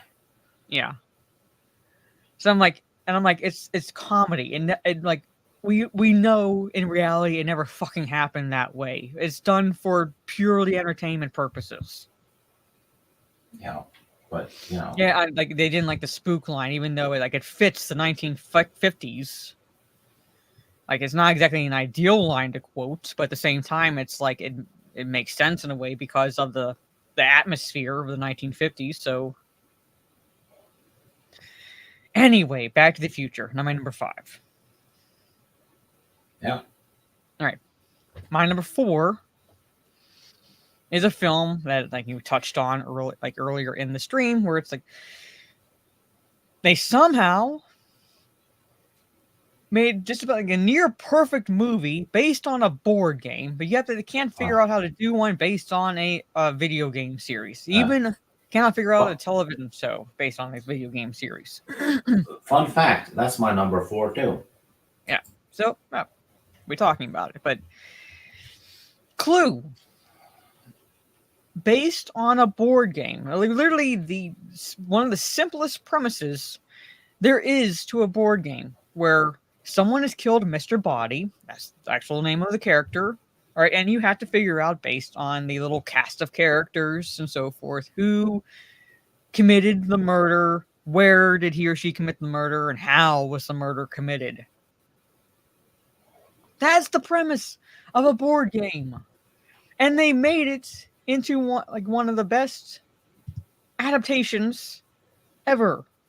It's hilarious. Remember Clue because of the maid? Well, most people remember Clue because of the maid, pretty much. It has a lot of the same type of humor and pun line deliveries that the Naked Gun movies has. Yeah, it's definitely in the same alley, I would say. And had Tim Curry, Madeline Kahn, Michael McCann, Eileen Brennan, Christopher Lloyd. Yeah, the maid is in the Police Academy movies. Yeah, she plays what's the character's name? But she's literally introduced in the second one because she's Tackleberry's partner. This is Strickland, I think. Maybe. No, it's not Strickland. Strickland, unless it's two characters. Strickland was the name of the principal in Back to the Future. Yeah, but I think Strickland. I say Strickland. Okay, because I'm like, I can't remember, but okay. So, and it basically it's like I said, a perfect cast, and it still has the premise of the game pretty much. Hey, Metalong, we're on our number 4s. So that was the premise of the game. Like someone's killed Mr. Body, or you believe, and you try to figure out who done it in Clue fashion. Yeah, and Tim Curry blows it out of the ballpark with this. I love his character. Yeah, but the sheer energy that he puts into it too. Imagine doing all that, running around and all that, and you have to do it you have to do 30 takes or something. Yeah, and it's like when he's going through this, the scenario, when he's figured out who done it, and he's like, to make a long story short, and they're too late because he's going through everything, who sat where, and where everybody was and things like that, and it's I love when he's doing the breakdown. And again, it's a movie that I think there's 3 endings, one of which is the actual ending, but they posit 2 possible other scenarios. And I appreciate it because it's true Clue fashion. Who, with what, and where. So yeah, I think like different endings in different theaters, but there's like one true ending. Um, yeah. So 1 + 2 + 1 + 1. It's 1 + 1 + 2 plus. I just like the back and forth when he's like back and forth with Scarlet, and then the back and forth with Mrs. Peacock. And so and Madeline Kahn as Mrs. White. When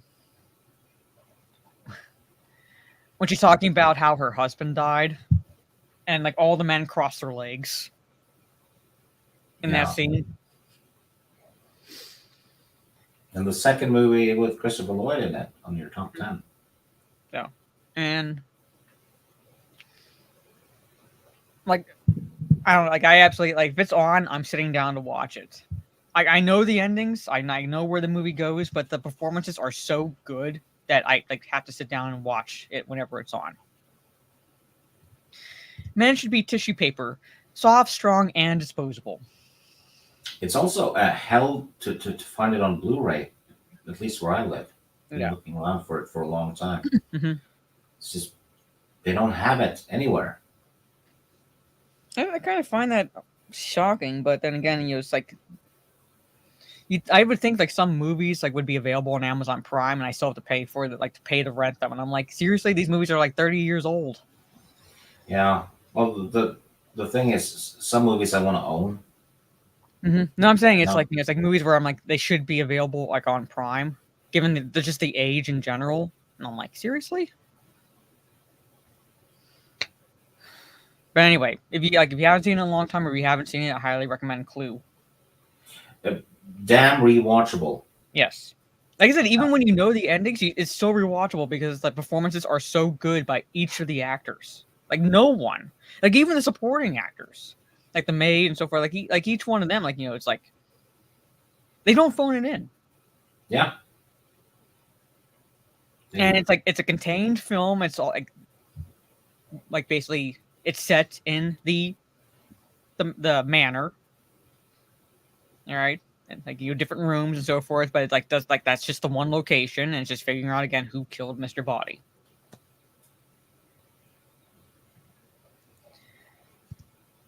Goonies again would made my list if we had longer than 10, and I had to not include Goonies because like I said, there's films that I would watch Yeah. before I I had to watch. leave Goonies out too. Yes. Anyway, Clue number 4. Can't say too much because I don't want to risk anything. But that's my number 4. So now we're on number 3, or unless you want to add anything to. No, I think the people watching got the clue. Yeah. Okay. Boom. Anyway, all right. Number 3. Number 3 from it's Back to the Future. All right. Yeah, and then I'm supposed to do number 2. No. Well, I would give my number 3, and then I'd start with number 2. Yeah. I was supposed to do 4 and 3. Yeah. But you've done them, so there you go. Well, we had the same number 4, so. Yeah. Anyway, my number 4 is Clue. My number 3 is Back to the Future. So your turn. What's your number 2? Well, my number 3 Oh, sorry. Yeah, would Number be 3 then. Rocky 4. yeah, that's my number 1. Well, here I'll talk a little bit about it because I figure since it's higher on your list. Yeah, I have Rambo 2 as number 2. So I'm actually I'm out of the game. Yes. So, but Rocky 4. All right. If he dies, he dies. All right. And like it's like I guess like when I say the height of the Cold War, it's like yes, I understand the Cold War was happening for a long time before that, but it really, really in terms of films where the Cold War was a focus in terms of elements within the films, it was the 1980s. Case in point, Red Dawn, where it speculated, well, what if the Soviet Union via Cuba invaded the United States, pretty much. And yes, Apollo Creed does, unfortunately, spoiler alert, die in this film, but he dies in a way that propels Rocky back into the ring, pretty much, because Rocky, in terms, like, basically kind of like in terms of, because he trained Apollo despite him not wanting Apollo to fight the Russian Drago, played, goddamn, why am I blanking on his name? Dolph Lundgren. Yes, Dolph Lundgren. I was like blank. I was like seeing the fucking guy, Dolph Lundgren, like Ivan Drago. Question: Despite- Did you watch the director's cut that was released a couple of years ago? No, I did not see I didn't even realize the director's cut was released. Oh yeah! Holy shit! The Apollo Creed killing is worse in it, and it focuses more on how Rocky could have prevented it earlier on. Yeah. So it's a different version of the movie, I guess, but it's more. I guess it's darker. Well, yeah, because this is Rocky, in so many words, blames himself, and basically, like I said, it propels him back into the ring, so that he's going to fight the Russian, and it's pretty much, like I said, it's like the climax of the Cold War, especially in the 80s. You see a lot of, like, particularly action films that have those themes coursing through them of Soviet U.S. relations, things like that, and like very much. I don't want to say it was a focus in this movie, but it had like that underlying current to it, where it has like a deeper meaning in a sense, in terms of the ending. It's like, like when Rocky and Drago fight, I don't want to say Drago redeems himself, but like what Drago does, right? While he's doing what he says, it kind of like creates this mutual respect of sorts, but like that's an underlying current within this film. And like Trey said, I saw Trey's comment, like Apollo's death has more of an impact now, no pun intended, now given Carl Weathers passing. But I think it's brutal. Like I'm like I must break you. If he dies, he dies. Like that when Drago says that after literally beating Apollo Creed to death, it's like if he dies, he dies. Very cold. So, and I think like it's one. I would say like one of the best in terms of additions in the Rocky franchise.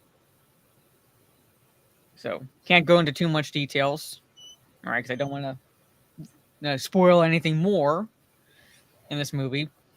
But if you have not seen Rocky 4, right, at least give that a watch. I say watch 3 so you understand the relation that Rocky has with Apollo Creed. But I'd also say that Rocky 4 probably has the best fight in the Rocky movies. Yeah.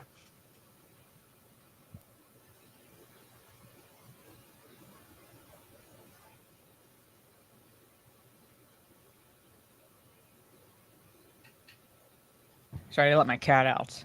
One of the best fights. It's a very good movie. I still I have my preference leans towards the first Rocky movie because it's an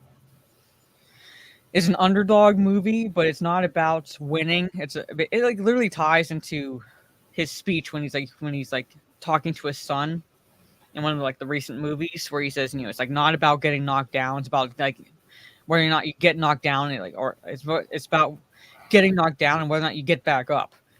That's pretty much Rocky in a nutshell. And I don't want to reduce it to that, but I mean it's Rocky was not about winning. It was basically proving that he could go the distance. In terms of objectively, I think the first Rocky is the better film, but this one's far more brutal, far more of a, no pun intended, gut punch. I'd say emotions and basically connections to characters and things like that. I'd say that 1 is the best in the series, and then followed by 6. Mhm. When he's old, and then 4.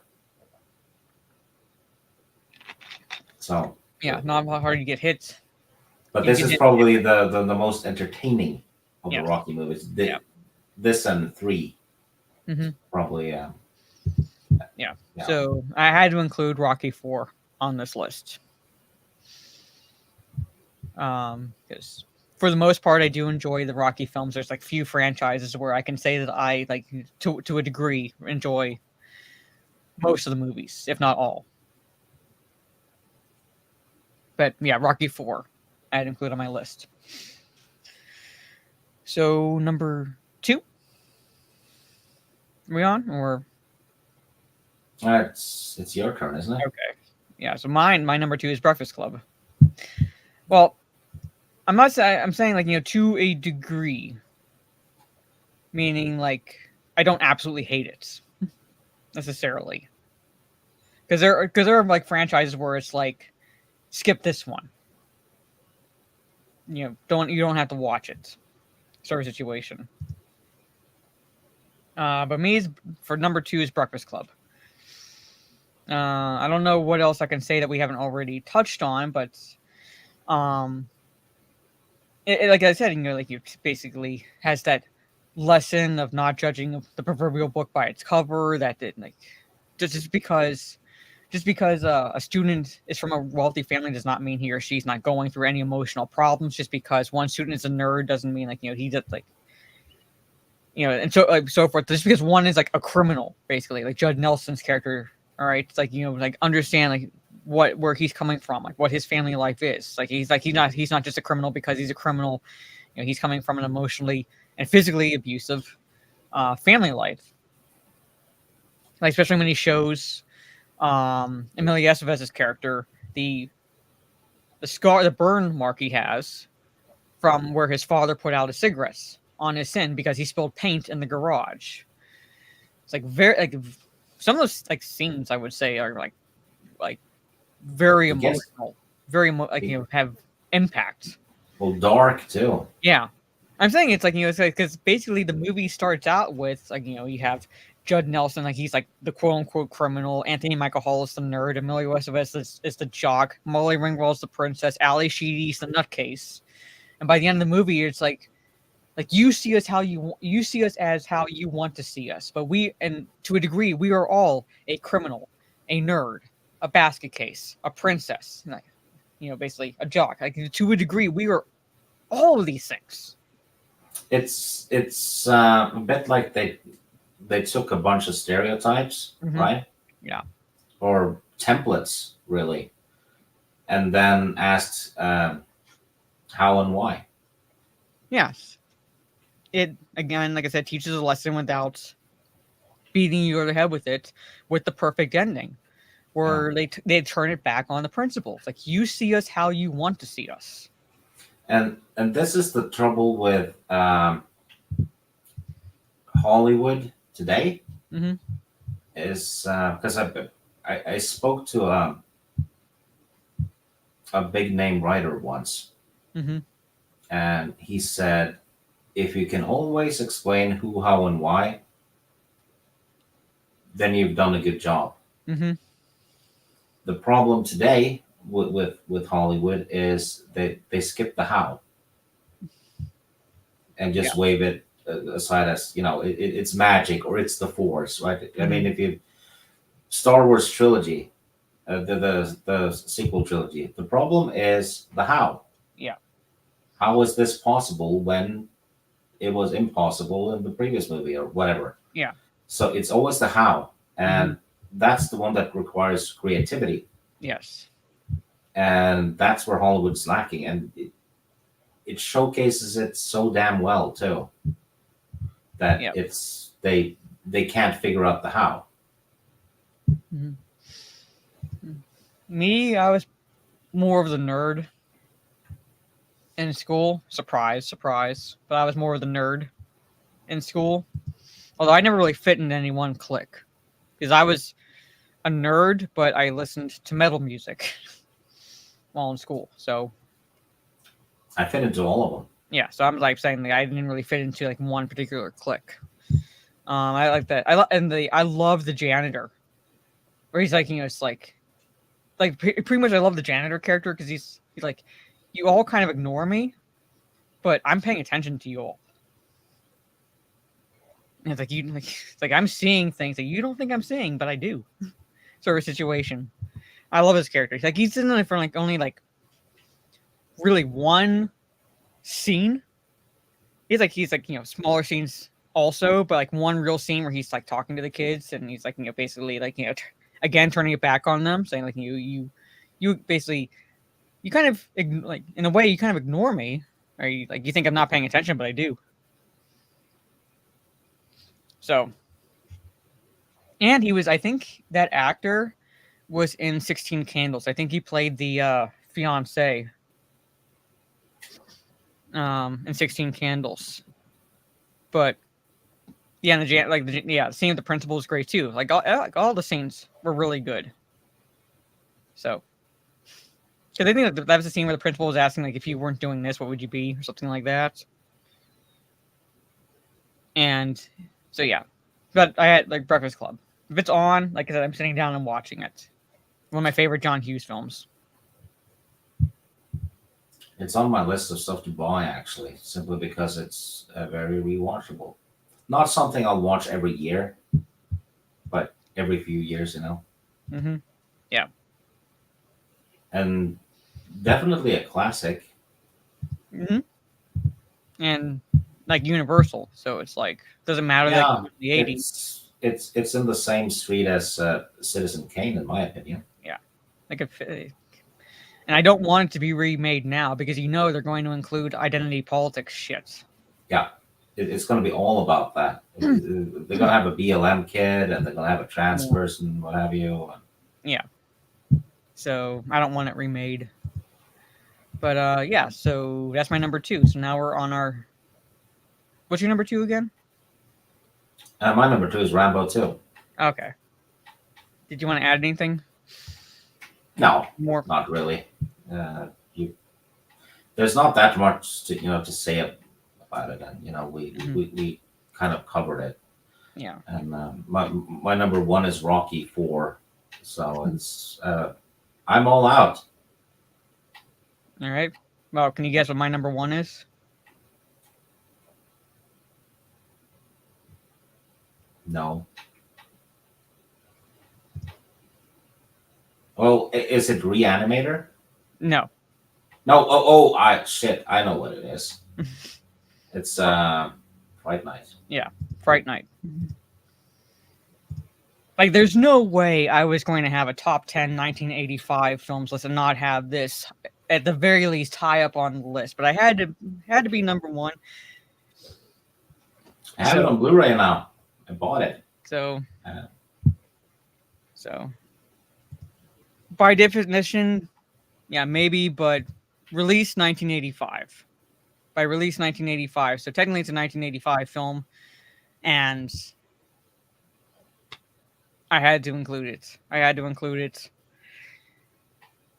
Basically, it was my gateway into like the genre that I grew up absolutely loving, and that is the horror genre, particularly when it comes to vampires and werewolves and things like that. I absolutely love Fright Night. It's not necessarily a boy who cried wolf story, but it's basically the story where it's boy sees something that's obviously so fantastical that you can't believe it, because he's claiming that his next door neighbor is a vampire.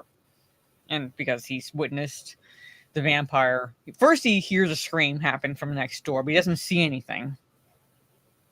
Just hears a scream and then kind of chalks it up to, I must have been hearing things, sort of a situation. Then he sees his next door neighbor with another prostitute, because the woman who screamed earlier was a prostitute that Charlie, the main character, had seen. Actually, while they're kind of being intimate, he sees fangs on his neighbor, played by Jerry Dandridge, played by Chris Sarandon. So at that point on, he's like trying to convince people our next door neighbor, because he lives with this mom that is a vampire. Would kind of explain why he's not seen during the day. He's only seen at night. But like basically the whole story that the neighbor Jerry Dandridge goes with is that he's basically away a lot because he's collects and like sells antiques and so forth, and they're like fixing up, I say quote unquote, this home. Chris Sarandon first saw in Child's Play. Well, I first saw him in Fright Night. And because no one believes Charlie, and his two friends don't exactly believe him, but they decide to humor him because Charlie had tried going to his idol, so to speak, Peter Vincent, who's like basically a host of this Fright Night television show where like he's kind of like when I say a male version of Elvira, I mean like he basically interjects commentary between parts of the movie sort of situation, introduces these horror films and things like that. He's a former actor himself, so he has like that ego to him. So his friends decided to basically humor Charlie by having Peter Vincent like do a test on Jerry Dandridge, and well, let's just say turns into a straight horror movie from that point on, because then it's realized, yeah, Charlie's not lying.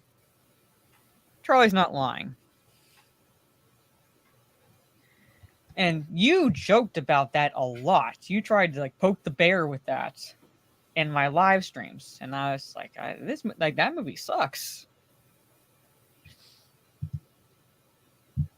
So, yeah. Christopher Lee, I during one of my streams, one of the Hammer horror films, I want to say it was Prince of Darkness. I want to say it's Prince of Darkness, but it might have been the third movie. But in any rate, one of the films, Christopher Lee as Dracula utters no line, and that's because he found the dialogue itself so abhorrent. Like he hated the dialogue that he convinced the studio to like, I think we'd be better if like I didn't say anything. So for the whole movie, he doesn't say a word. It's not just because of that. It's because they blackmailed him basically into playing the role. Well, they blackmailed him into playing the role, but also he hated the dialogue. So basically he convinced, okay, I'm stuck here playing this role, but I don't want to say the lines. So I'm going to convince them that that I should be basically the strong but silent type, essentially. And yes, Chris Sarandon was the speaking voice for Jack Skellington. The singing voice was Danny Elfman. But yes, Chris Sarandon did voice Jack Skellington. So, and yes, I torture him with Caden. But yeah, so it's like he was forced to do the movie, but I feel like he would have done the lines had they been good, but he didn't want to say the lines. So he basically convinced the studio to allow him to be the strong but silent type for one of the Dracula films. Yeah, but that's my number one. So my first basically film when it Gremlins is more of a dark comedy. So I'd say Fright Night was my first horror film that got me into watching horror films. And maybe at some point, yeah, top 10 vampire films would be easier for me to do, or at least I'd have to narrow it down. But for top 10 werewolf films, I'd have to really, really think about just getting to 10. I don't think I've seen 10 werewolf. Yeah, movies. So I don't think I've seen. Well, I guess the Underworld movies would be 5, right? But so, yeah, if you counted all 5, but even then, they're not exactly. They're lichens. They. It's not quite werewolf mythos. Yeah. But anyway. But that's my number one, Fright Night. So that's our top 10 movies from 1985. Yeah, 86 is going to be harder. 87. 87 is fucking brutal. Yeah. But yeah, so like I Well, said, it's the brutality is what you leave out. yeah.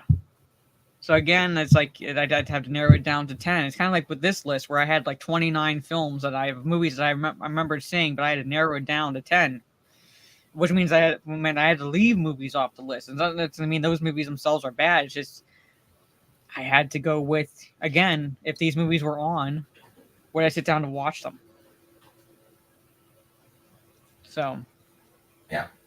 Um, which is a shame because I love the werewolves mythos.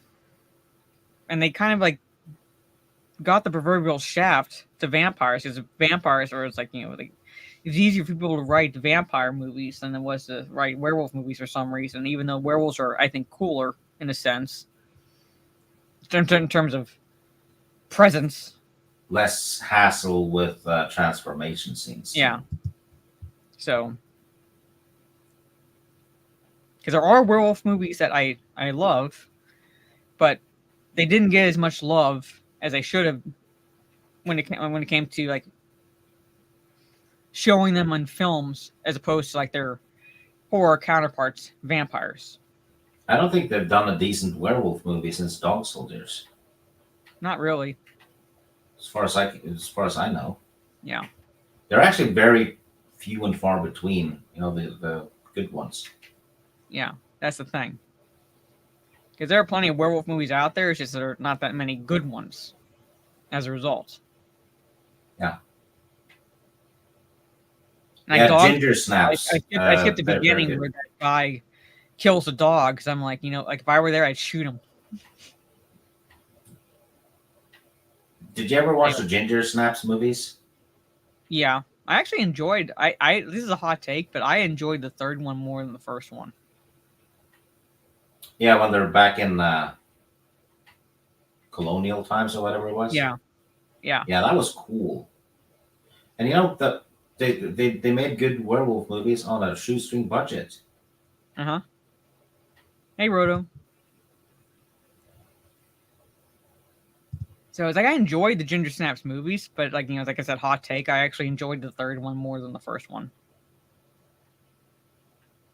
So, but anyway, that's and again, 1986 is going to be brutal. But yeah, that's our top 10 list of 1985. And yes, I've seen Teen Wolf. I had to not include Teen Wolf. I would not include Teen Wolf even in amongst the werewolf movies because it's too comedic.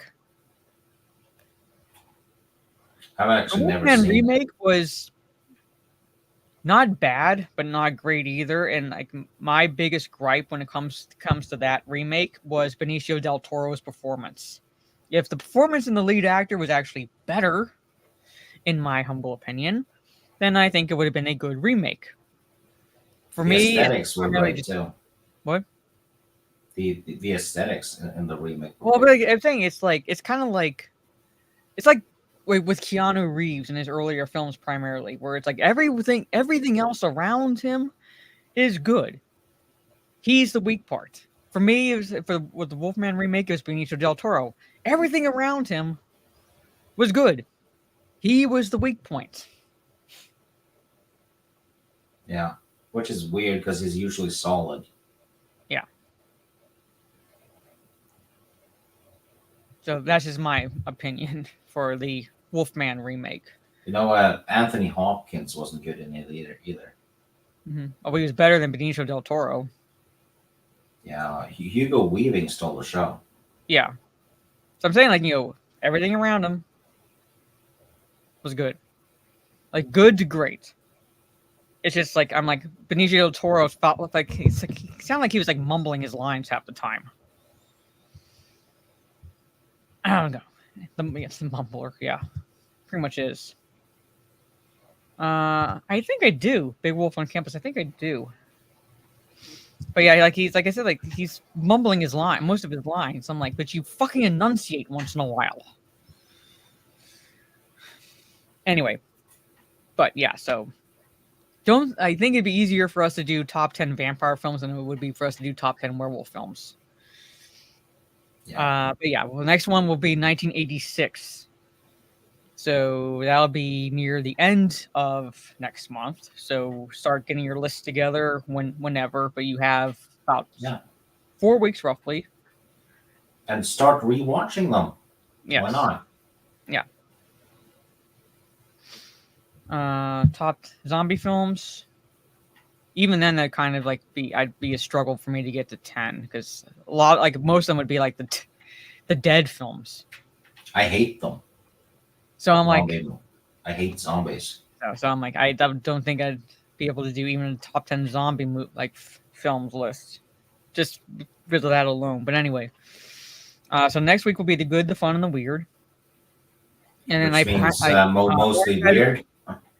and Orange Hat, if you're top 5 at best, pretty much. Orange Hat, if you're still in the chat, my executive decision for the 1s and 2s for April will be Lethal Weapon 1 and 2. So I decided to save 300 and 300 Rise of the Empire for a little bit later. So for my birthday month, it's Lethal Weapon 1 and 2 for the 1s and 2s. So you have about a couple of weeks to watch the first Lethal Weapon film for that discussion, because that discussion will actually be on my birthday, April 10th. Yeah, and you turn 50, don't you? I will hurt you. I'm in Norway. You see, do you now, chat? Do you understand why I threatened to send Paltrow candles to him? Well, technically, you did that first, though. So, zombies are overdone. Yeah, and I'll try to be on Twitch tomorrow. Like I said, Gigawatts, like you should be available. You said, Cowman, if you're still in the chat, if you're available for help, tomorrow, yeah, but I'm gonna be live on Twitch. Yes, Trey's smart. So, but there it is. But yeah, it's like Lethal Weapon will be just like basically a combination of a one's discussion as well as a birthday celebration. So, I play multiplayer games on my Twitch, but I only do it like once, maybe if that, like once a week, if that, or twice, depending. So, Jacob, don't make me shoot you before the evac chopper. 0.5.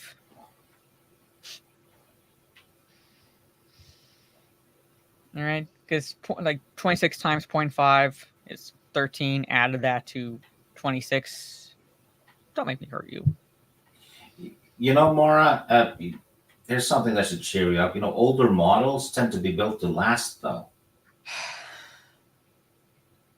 So longevity and, you know, durability, right?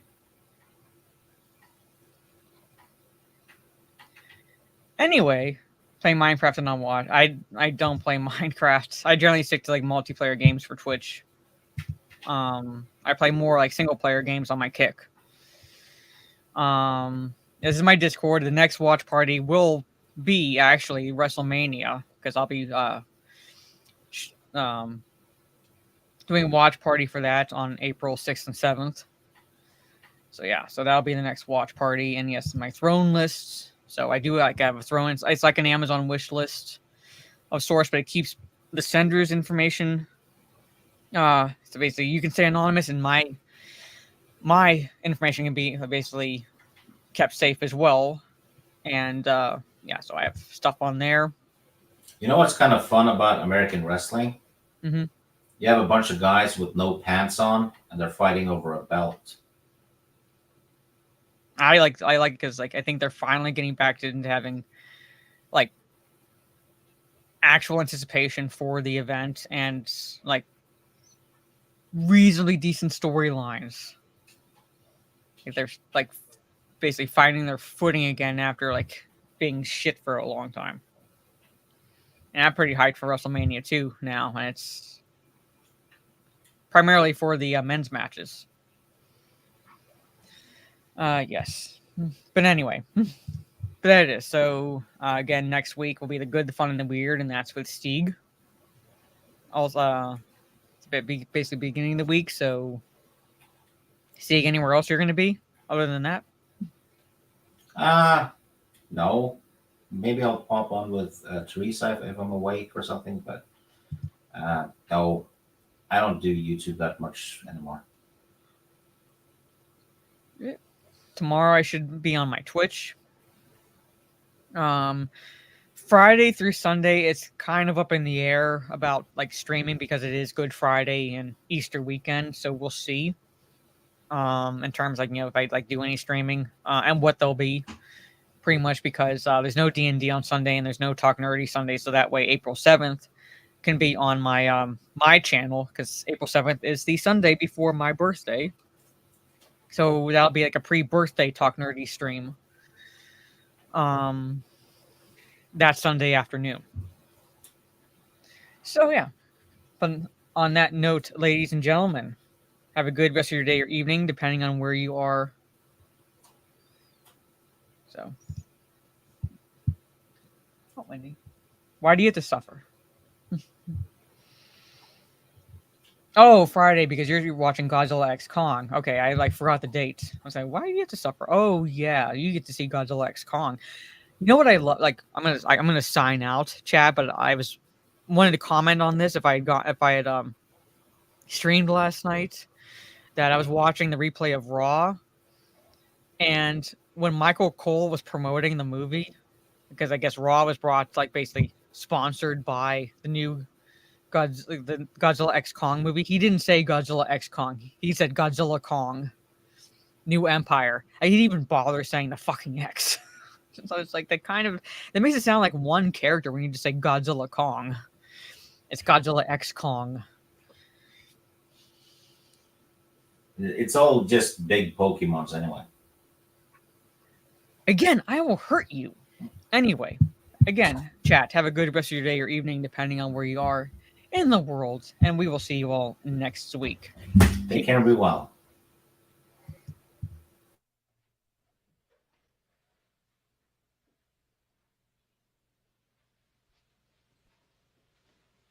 You're still here? It's over. Go home.